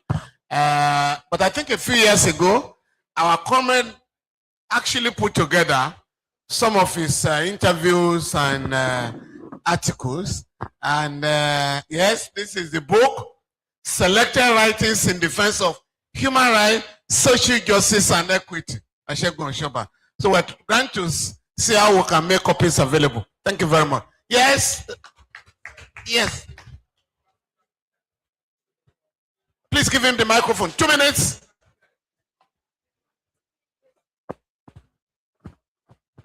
Distinguished intellectuals, I'm Dr. Adeko Amathins, the treasurer of Ijebode Club here. Well, I got to know our own papa, Dr. Osoba, about 3 or 4 years ago. I knew him as a policyman. I knew him as a statesman. He believes in reform. He believes that things should not be done because we want it such. He believes in the welfareism of people. He believed that every individual has the right to live and to live normally. He doesn't believe where there is oppression. He believes in the liberty for all. May his gentle soul rest in peace.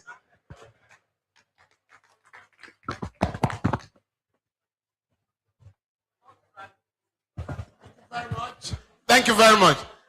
We are coming back to the family now.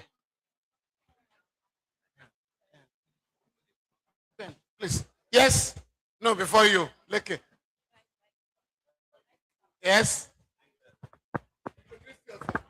Thank you. My name is Shubomi Osoba.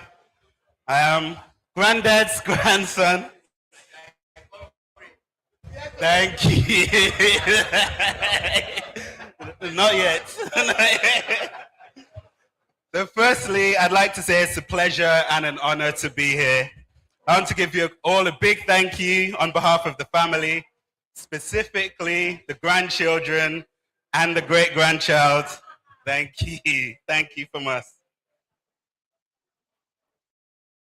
I'm sure I can speak for all of us when I say how special it is to be here in one of Granddad's favorite hangouts, to meet some of you, and to hear all about the man that we know as Granddad. Although I never officially heard Granddad give a lecture, being around him as I was growing up taught me so much about the world and how he chose to navigate it. Without realizing at the time, I can look back now and say that I learned some really valuable lessons from him. So as an example, Granddad showed me how to see people, and more importantly, judge people on their character. Not how they looked, how they dressed, their age or social class, or even their income, but who they were as a person, what they believed in, and how they behaved, especially when things didn't go to plan. Granddad taught me the importance of not being a complacent bystander when you see injustice, but to have critical and independent thoughts. If you witness something that you don't agree with, and you don't take action to stop it, or at least to speak up, then you may as well have participated in the wrongdoing yourself. And the final lesson, and probably most important, is the true meaning of integrity and why it's so valuable. Having strong principles and values and standing by them no matter what is expensive. Following the crowd is easy. Pretending to be someone else to make people happy or to become popular is easy. Telling yourself that it's not a big deal or that you'll do something about it next time is also easy. But being prepared to stand on business and really live by your values every day, even when you're surrounded by people or even a system that's running in the other direction, is really difficult. And that shows real character.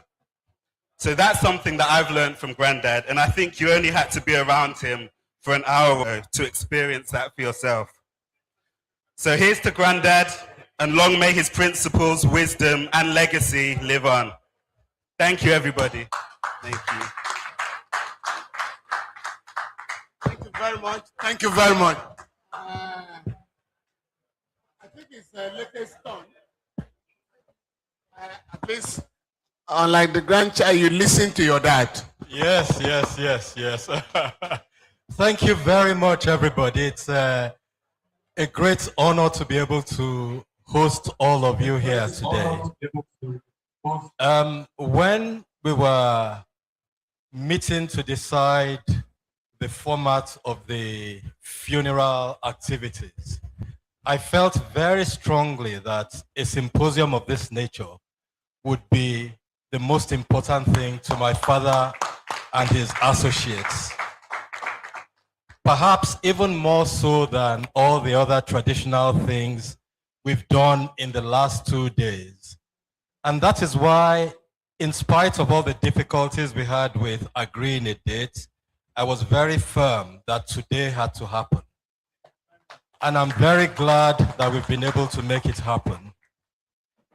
Now, my father was a truly special man But like most young people in my teenage years, I didn't really appreciate him. In fact, like most troublesome teenagers, I spent most of my time trying to avoid my father. And it wasn't until I got to university and interacted with some of his students that I realized what a special person he is. And over time, that appreciation of the high esteem in which he is held by almost all his students and associates has become more and more obvious. And no time was it more so than when we celebrated his 90th birthday about 18 months ago. And it was really humbling for me to witness people's testimonies about what a truly great man that he was. I'm glad that we had the opportunity to celebrate him one final time before he's passed away. And once again, I would like to thank everybody here for participating on this special. I regard it as a celebration of life. This is not a time for sorrow. We're here to celebrate his life and achievements. And I would also like to urge all of you that there's plenty of beer to be drunk tonight, plenty of Guinness, which was his favorite drink. So please give your testimonies and have a beautiful, brilliant time today. Thank you. Thank you very much. I've just been informed that two of our speakers have been trying to join us. Now that we have made the opportunity available, we're going to listen to them very briefly. Can we have Norma Pashanok? It's of the ASUU Bala Institute. Can we have Norma, please? I'm here. Yes.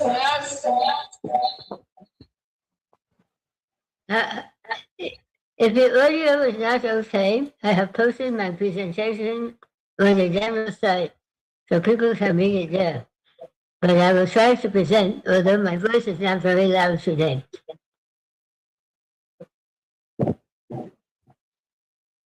Am I here? Are you hearing me? You hear me?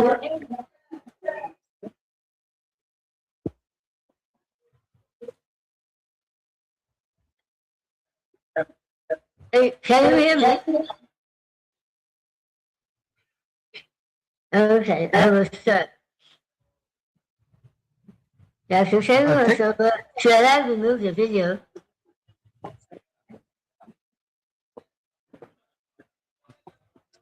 Should I remove the video?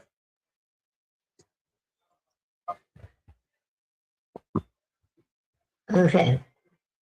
Dr. Segun Osoba, who passed away on the 14th of May, 2026, after a long, principled, and fruitful life, will be remembered by many different communities, each of which encountered a different dimension of his remarkable personality. Some will speak of the scholar, some of the teacher, some of the organizer, some of the public intellectual, and some of the steadfast comrade. Yet these were not separate lives. They were the many expressions of one coherent life, governed by a deep love of humanity and by an unwavering belief that society could and must be transformed in the interest of the working class, the oppressed, and the dead. His fellow historians and academic colleagues will remember him for his pioneering writings on economic history, for the intellectual courage which he brought to the horizon of his struggle in France. He demonstrated by example and by scholarship that history did not have to be confined to the constitutions, elections, and political elites. History in his hands became the story of labor, production, exploitation, resistance, social relations, and the material forces that shape human life. He insisted that the lives of ordinary people were not footnotes to history. They were its very substance. In doing so, he helped to give dignity and analytical weight to subjects too often pushed to the margin of academic attention. He was never a scholar in retreat from society. For him, the historian's task was not simply to interpret the past in elegant prose, but to make the past intelligible in ways that could illuminate the present and equip people to act upon their world. His understanding of political economy gave depth to his historical work and urgency to his public intervention. He knew that ideas, when honestly pursued and plainly expressed, would become instruments of liberation. He therefore retreated scholarship, committed scholarship, not as an ornament of personal distinction, but as a responsibility owed to society. His students, both formal and informal, will remember him as a brilliant teacher. Many who sat in his presence did so not because they were enrolled in his courses, but because they had heard that his lectures opened windows into the workings of power. He could move from history to economics, from colonial policy to class formation, from local struggles to global systems, and from theoretical questions to everyday experience, with an ease that left his listeners unnerved. His teaching exposed for them the inner logic of the capitalist system and the role of his local henchmen, but it also taught them to think independently, to ask sharper questions, and to look beneath appearances.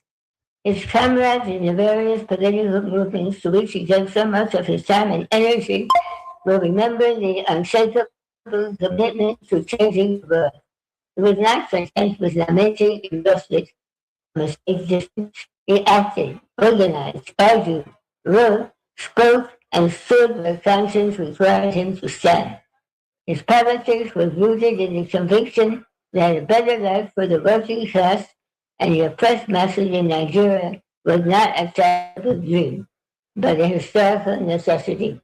He knew that such a future would not be bestowed by benevolent elites. It would have to be struggled for by conscious, organized people. They will remember his courage in the face of victimization by authorities. In a society where many intellectuals learn to soften their words, hedge their convictions, or retreat into silence when powerful, Osoba refused to surrender his integrity. He understood the cost of dissent, but he also understood the greater cost of cowardice. His insistence, alongside Bala Usman, on confronting the ruling elite of Nigeria through the Minority Report, remains one of the clearest examples of able to bend before official convenience. He did not write to please power. He wrote to expose it, to challenge it, and to arm the people with understanding. His commitments were never narrowly national in the parochial sense. He understood Nigeria's struggles as part of the wider African and global struggle that denied people their freedom. He supported movements for liberation of Africa not as a matter of fashionable rhetoric, but as an expression of historical understanding and moral solidarity. He saw clearly that the emancipation of one people is bound up with the emancipation of others, and that the change imposed by empire and capital cross borders, even when they wear local faces. The general public will remember him as a public intellectual in the fullest sense of that phrase. Through newspaper columns, speeches, talks, interviews, and interventions in many venues, he helped to explain the forces that shape public life. He did not speak above the people. He spoke to them and with them. He translated complex realities without vulgarizing them. He named exploitation, unmatched hypocrisy, and showed how the privileges of the ruling class were maintained through institutions, ideologies, and habits of domination. In doing so, he helped to create a knowledge base that could move people from confusion to clarity and from clarity to action. The use of Bala Usman instituted in Zaria will remember him with particular gratitude. As chairman of the board, he offered wide guidance to us and steady advice during the period when the Institute was being established and beginning to function. He brought to that role the same qualities that marked his wider life: seriousness of purpose, intellectual breadth, clarity, and a refusal to confuse institution building with personal display. He understood that institutions dedicated to memory, research, and public education must be built patiently, honestly, and with fidelity to the values they stand to honor. Yet, important as these achievements are, they do not exhaust the meaning of Segun Osoba's life. Indeed, for those who knew him well, and even for those who encountered him only briefly, what remains most vivid is the quality of the man himself. Segun Osoba was a quintessential humanist. Everything he did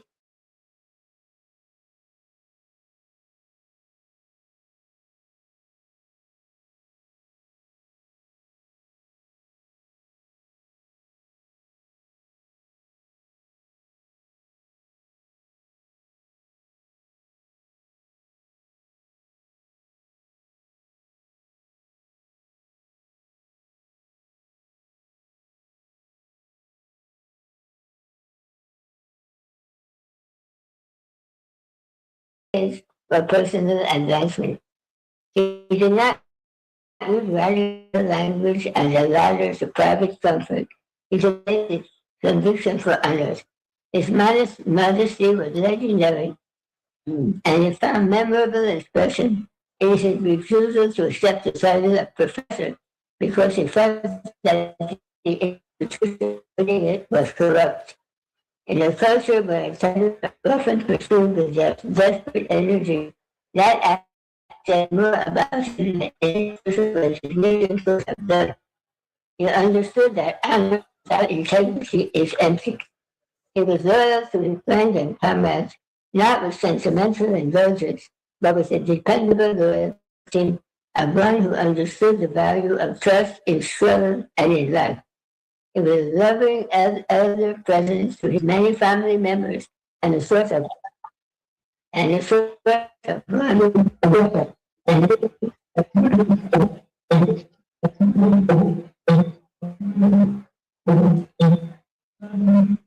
His conversation and his companionship and very lessons of expression that not allow bitterness to succeed, despite all he has seen and endured.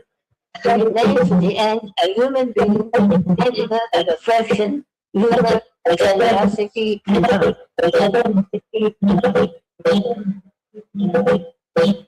To remember Segun Osoba, therefore, is not only to recite a list of achievements, it is to remember a way of being in the world. It is to remember that scholarship can become a service, that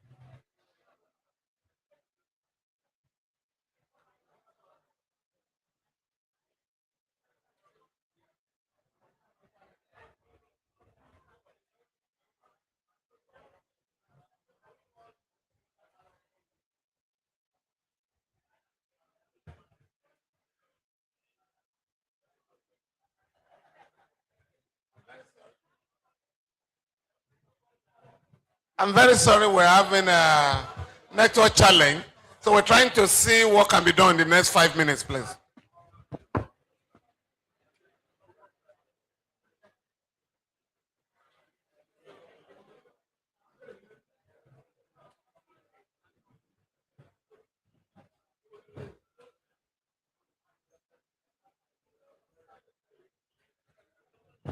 We're having another speaker from Georgia in the United States, so we want him to try.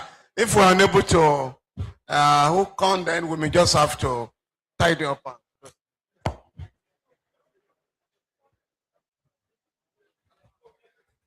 Bayo, please. We are waiting for you, Prof.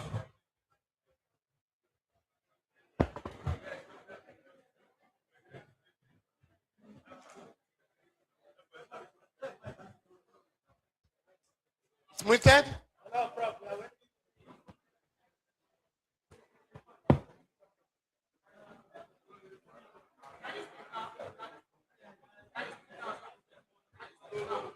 Me? Yes. We're trying to listen to him. But if you cannot hear him, too bad. He's speaking now.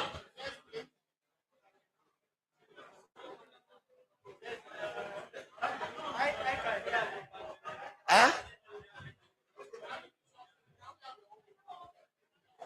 Yes? How many people online?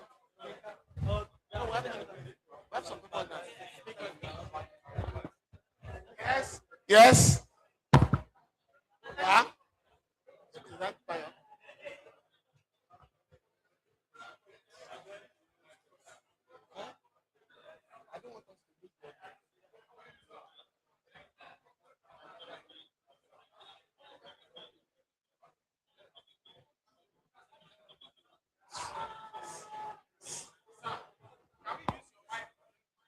So, yes. Yes.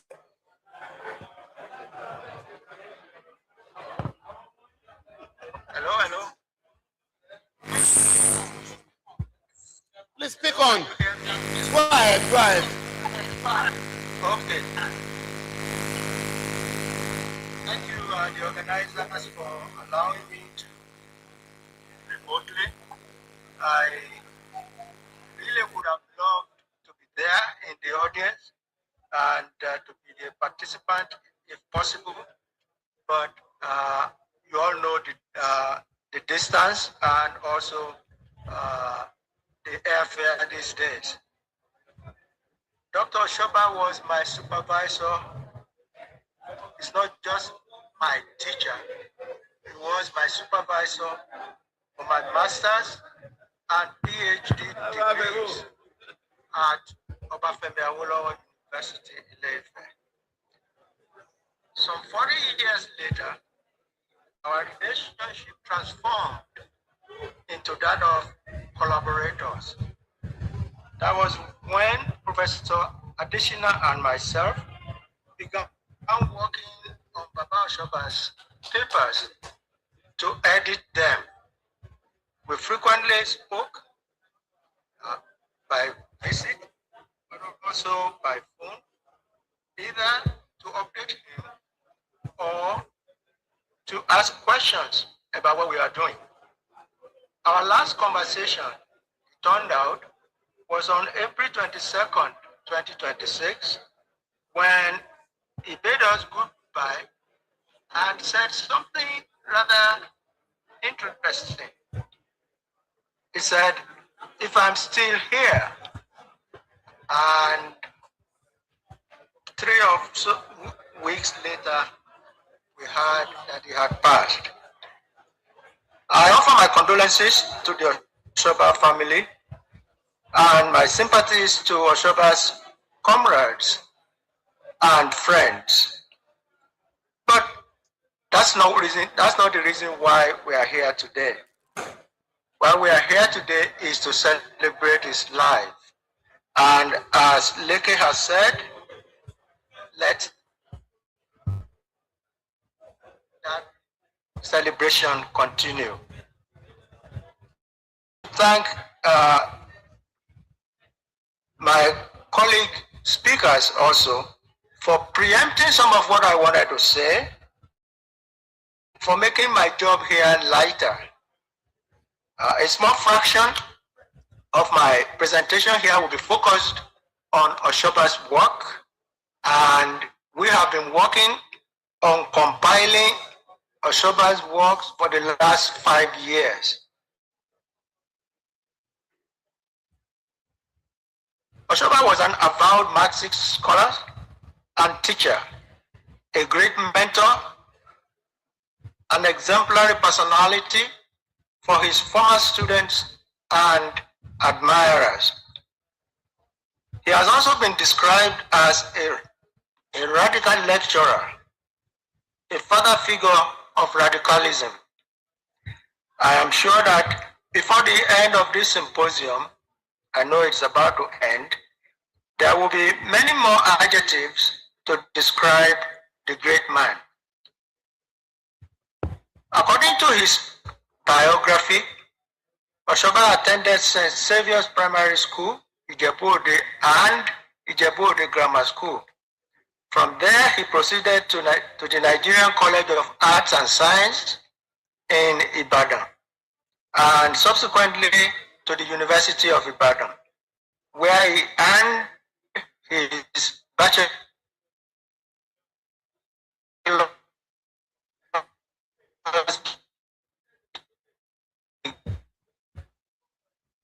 studies in history. He earned his PhD in history in 1967. From 1967 to his voluntary retirement in 1991 at the age of 56, Osoba rooted his career at the University of Ife, later renamed Obafemi Awolowo University. He was there at Ife except for the occasional sabbatical or research leave. As stated in his own CV, Osoba served within the Nigerian university system as follows: Lecturer 2, 1967 to 69, Lecturer 1, 1969 to 72, Senior Lecturer 1972 to 1991. He also was a visiting senior research fellow at the Nigerian Institute of Social and Economic Research, NISA, in Ibadan. Let me speak for a little bit on his teaching. Somebody in the audience spoke already about him being his teacher and how he spoke very slowly and very confidently, getting his students, that is us, to follow what he was saying, but also to be able to take notes, because I don't know if it is still practiced in Nigerian universities today, but during my time, note taking from the professor was very, very real. It was the only thing you do. Dr. Osoba taught many courses at the undergraduate and graduate levels. If anyone is a historian in the room, they probably would have taken Osoba's courses in history of European international relations, history of Russia, that is the Tsarist era, history of Russia, the age of revolution, that is 1905 to 1960, history of West Africa. Believe it or not, Osoba actually taught history of West Africa, Nigeria history in the 19th and the 20th centuries, the politics of decolonization in Africa, the political independence in Africa and its aftermath. And the biggest of it all, he taught the philosophy and methodology of history. This is the one that every student took from, and this is the one that Osoba was very well known for, and this was the one that scared many students. At Ife, Until he retired in 1991, students associated Osoba's name with philosophy and methodology of history, which he taught at the undergraduate and graduate levels. Let me turn my attention to student supervision, that is graduate student supervision. At IFE and elsewhere in Nigeria, enrollment in history was very weak among postgraduate students in the 1980s. Most flocked to the newer, or you might say sexy disciplines like international relations. And even today, Department of History in many universities cannot stand alone. It is attached to international relations. Only a few students enrolled in MA and PhD programs in history. But even with overall low enrollment of students in history, Osoba was one of the most popular but tough teachers, so that students do not often sign up with Osoba as supervisors. Some lecturers did not even have any sign up with them. But Osoba taught, according to him, 2 PhD theses, which will be myself and before me, Toyin Falola, MPhil, and 4 MA theses, which were in 1982, that will be myself, 1985, 1986, and 1990. So, the 1985 was Shia Oyeweso, the late Pro-Chancellor and Chairman of Council at Obafemi Awolowo University. In essence, among Osoba's graduates, among Osoba's supervisees, among Osoba's mentees are people who you probably know today. Osoba was a specialist in modern, that is different from ancient. He was a specialist in modern history. This means history as it was happening. Experts in contemporary history must also be in close relationship with in methodology and other areas with political scientists, economists, and journalists. So was Osoba. Sometimes when you see him, as somebody already said, relate to other disciplines, you'll be surprised he's only a historian. More importantly, in the post-colonial climate, such person must also language of political economy, of historical materialism, of underdevelopment and dependency, and so on and so forth. These are the subjects he taught his students. As historians, Dr. Segun Osoba's scholarship is woven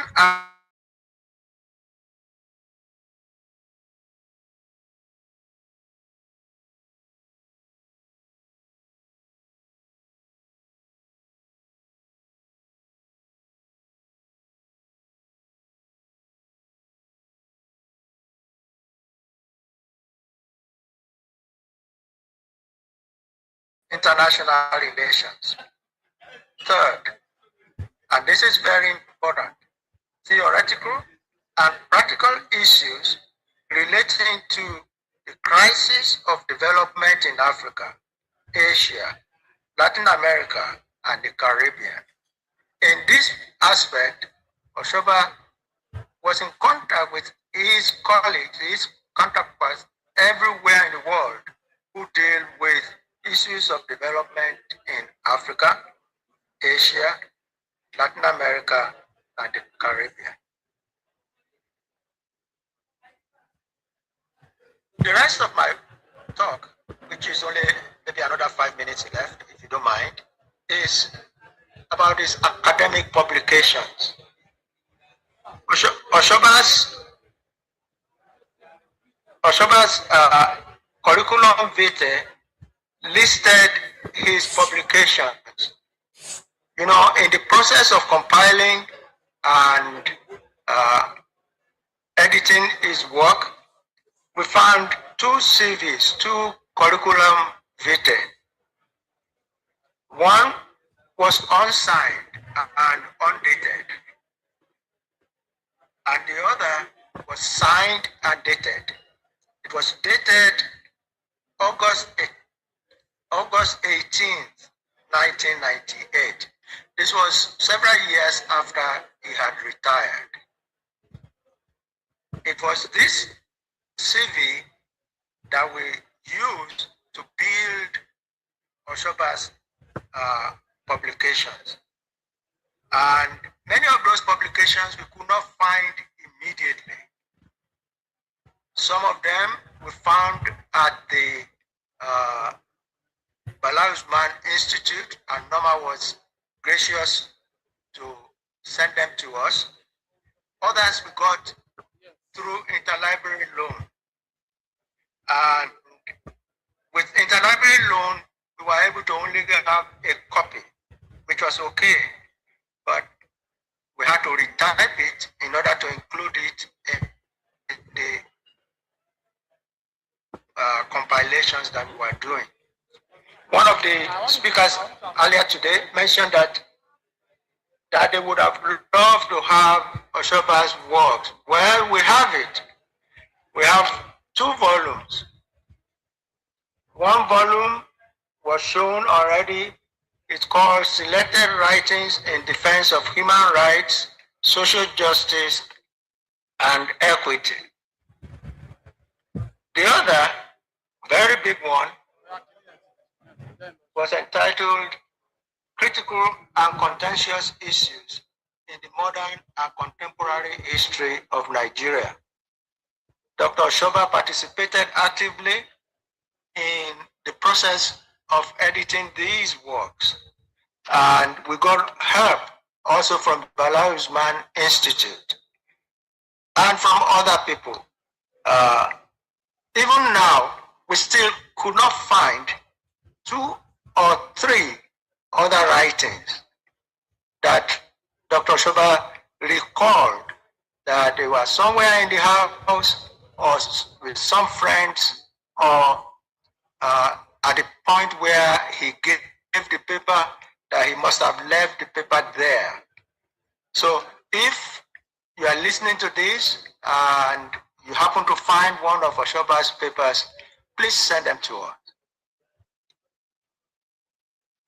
I'll conclude simply, there are about 5 or 6 pages that I'm going to skip, but because many people are already leaving and it's also lunchtime, I'm cutting into people's lunch, so I will respect your time to be able to enjoy your food.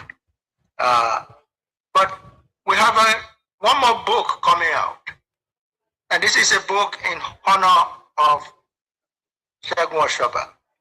It's entitled Nigeria, History, Society, and Social Change in the 21st Century. That book should be out in a month or 2. The date that the publishers gave on their website is October 1, but it will be out before October 1. And this is a book with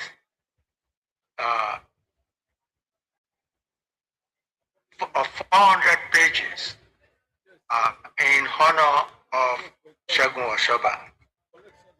I was a student. I was mentee, and I was also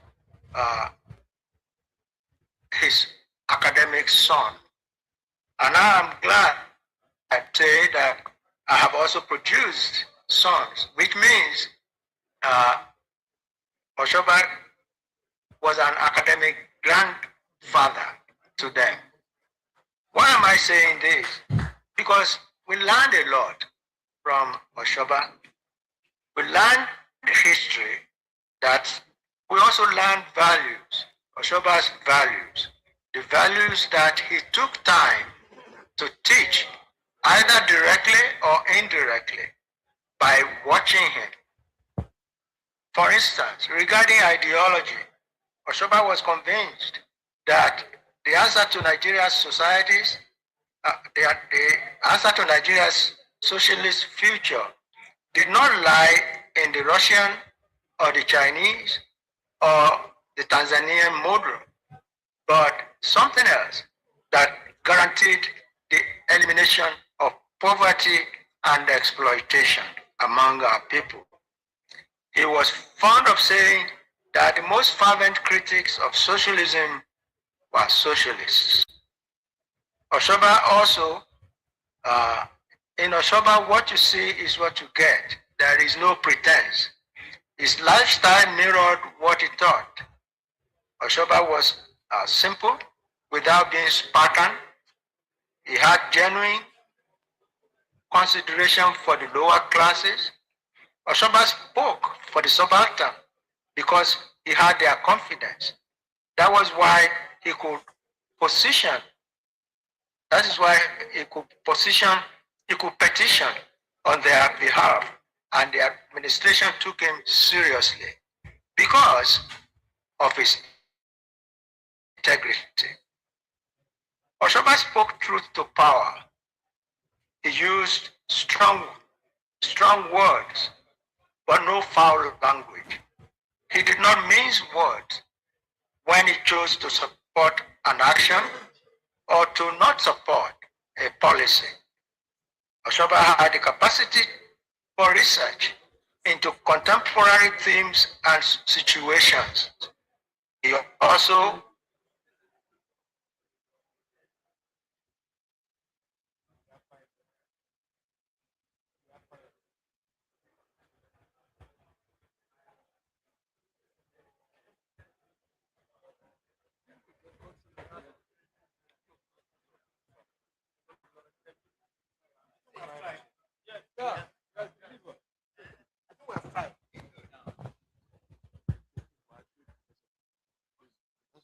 of his choices.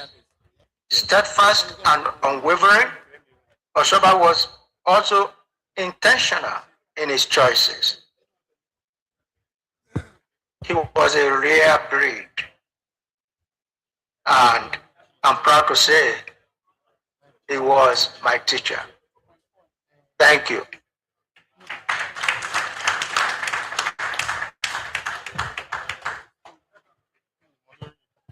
Well, distinguished guests, ladies and gentlemen, I think we have had a wonderful day in honor of a great human being. I just don't want to say a Nigerian.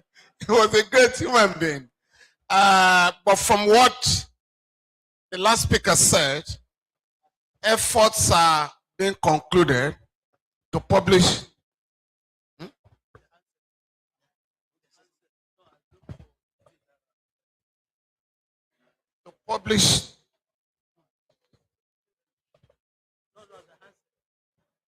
yeah, that's your own. There are efforts to publish the papers and articles presented during his 90th birthday. 90th, yeah. Also, on behalf of his comrades and friends, I also want to announce that on a yearly basis, we are going to have a celebration of the life of Comrade Osoba. It's in Nigeria, we can't just say, okay, we have had a befitting burial, we're all going home. Those ideas, we must celebrate them every year. And as long as this society remains under the firm grip of imperialism, we have a duty to challenge the managers of the Nigerian state with the ideas that our comrade stood for. Well, among his students here, there's a retired judge. Because when we are gathered here, it's not very easy to see a Nigerian judge, you know. The Honorable Justice N.I. Abelu, please, my Lord, stand up for recognition. And of course, my own good friend Tokumbo Ayola, Professor. You're welcome. Once again, we want to thank the family in particular for the honor done to us, because you have also done us some honor in collaborating with us to celebrate your father, your brother. And I was just going to say to Engineer Osoba that if you had made the mistake of assisting people in the Ministry of Works to inflate contract, you can be very sure you will have had an enemy in your brother. But I'm happy you stood and left with your integrity intact.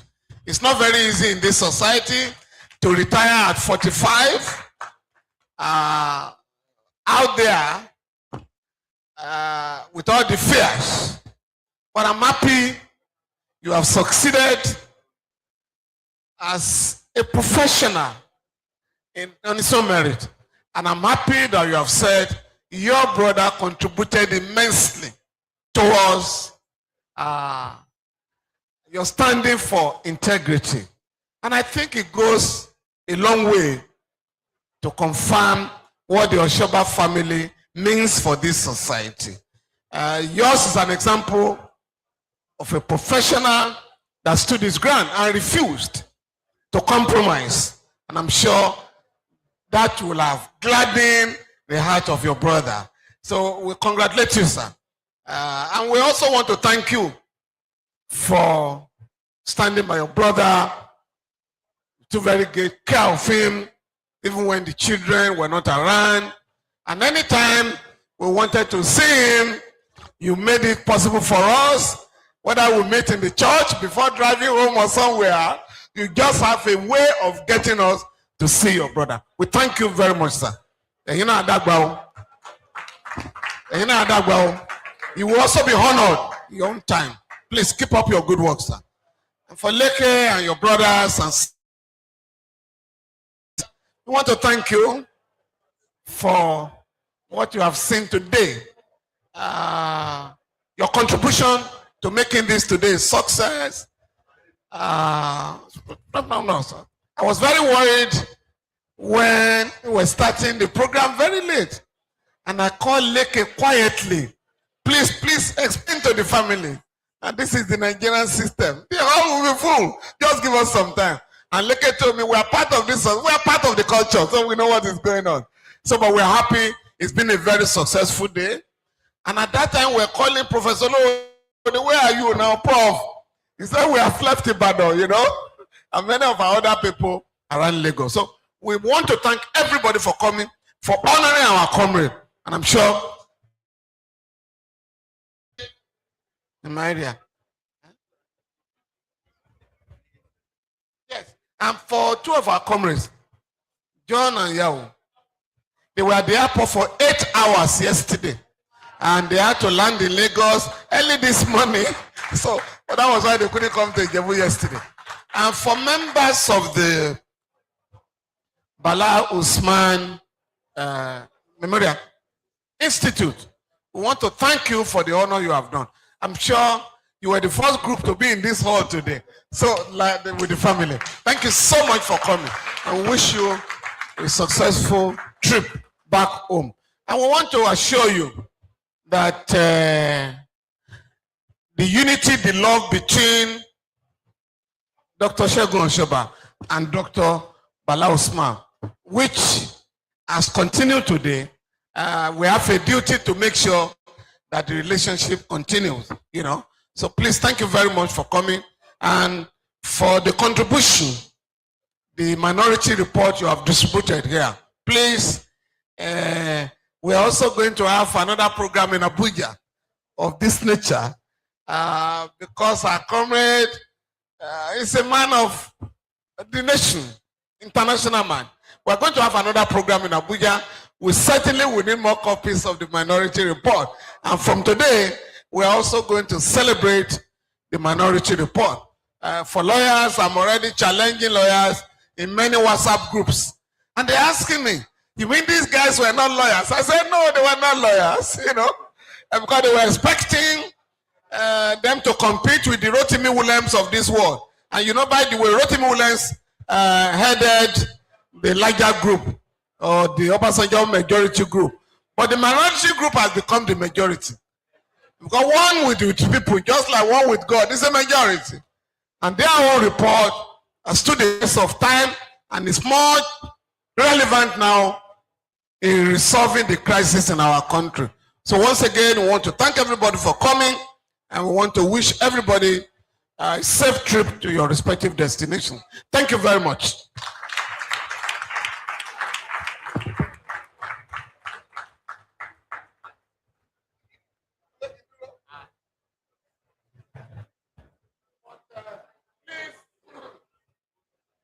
Yes, I'm doing that.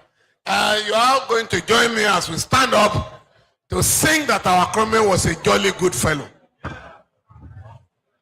For he's a jolly good fellow, for he's a jolly good fellow, for he's a jolly good fellow. And so say all of us. Hooray. And so say all of us. And so say all of us. For he's a jolly good fellow.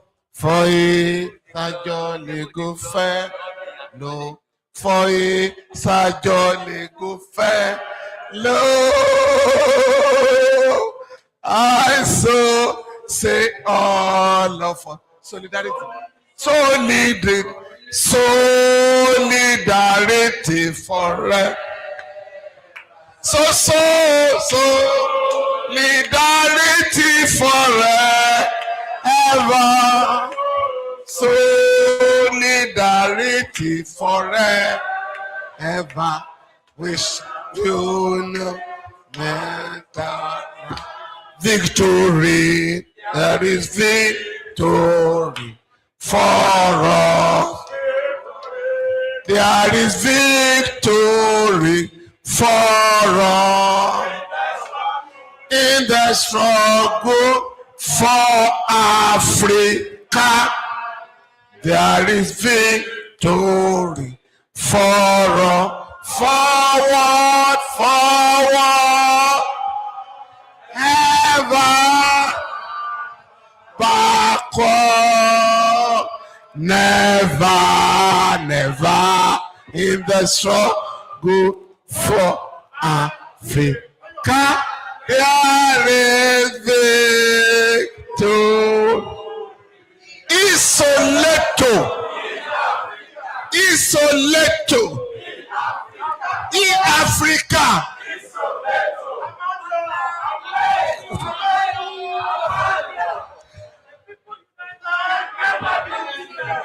Victoria, thank you very much. Thank you very much. Please. We have to acknowledge very specially and thank the entire members of the Ijebu-Ode Club for making this venue available to us. Thank you very much, madam. Please, on our behalf, thank the entire members of the Ijebu-Ode Club. Thank you.